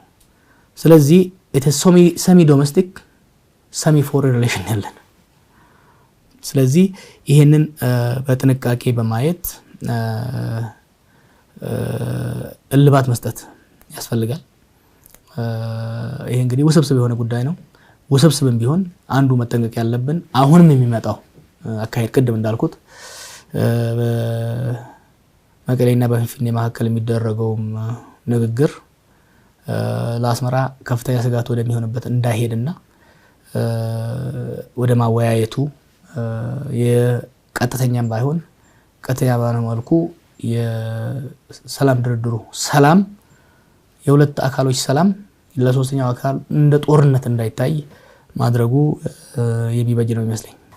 በእኛ በኩል ያዝናቸውን ጥያቄዎች ጨርሰናል። ከሰዓትም አንፃር አንተ ግን ማስተላለፍ የምትፈልገው መልእክት ወይም ደግሞ አልዳሰስ ነው የምትለው ነገር ካለ እድሉን እንስጥ። ከዚህ በላይ ምን ልናገር? ከዚህ በላይ ልናገር አልችልም።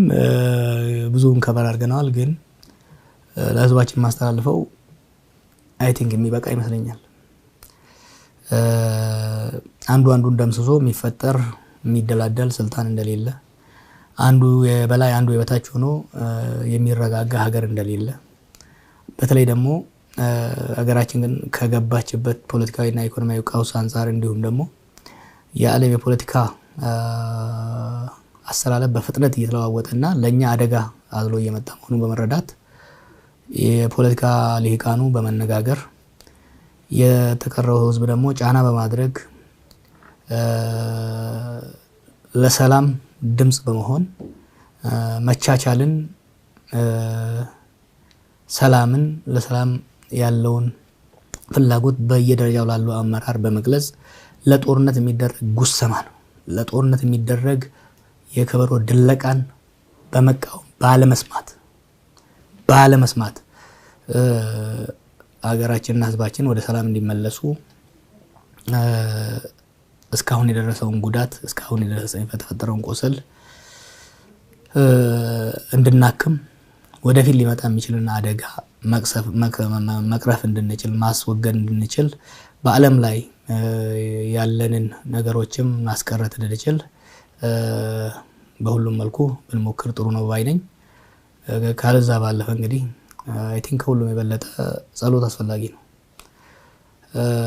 ህዝባችን በየሃይማኖቱ መረጋጋት እንዲመጣ አመራሩ ወደ ቀልቡ እንዲመጣ በጎ ለህዝባችን ለሀገራችን እንዲመጣ በመጸለይ ወደፊት መሄድ እንድንሞክር ነው መልእክት የማስተላልፈው። አቶ ጀዋር መሐመድ ለቃለ መጠይቅ ፈቃደኛ ስለሆንክልን እንዲሁም በቢሮ ተቀብለ ስላስተናገድከን እጅግ በጣም እናመሰግናለን። እኔም አመሰግናለሁ። አይ ቲንክ እኔ ከታሰርኩ በኋላ መሰለኝ የተወለዳችሁት አድጋችሁ እዚህ በመድረሳችሁ በማየቴ ደስተኛ ነኝ። እናመሰግናለን።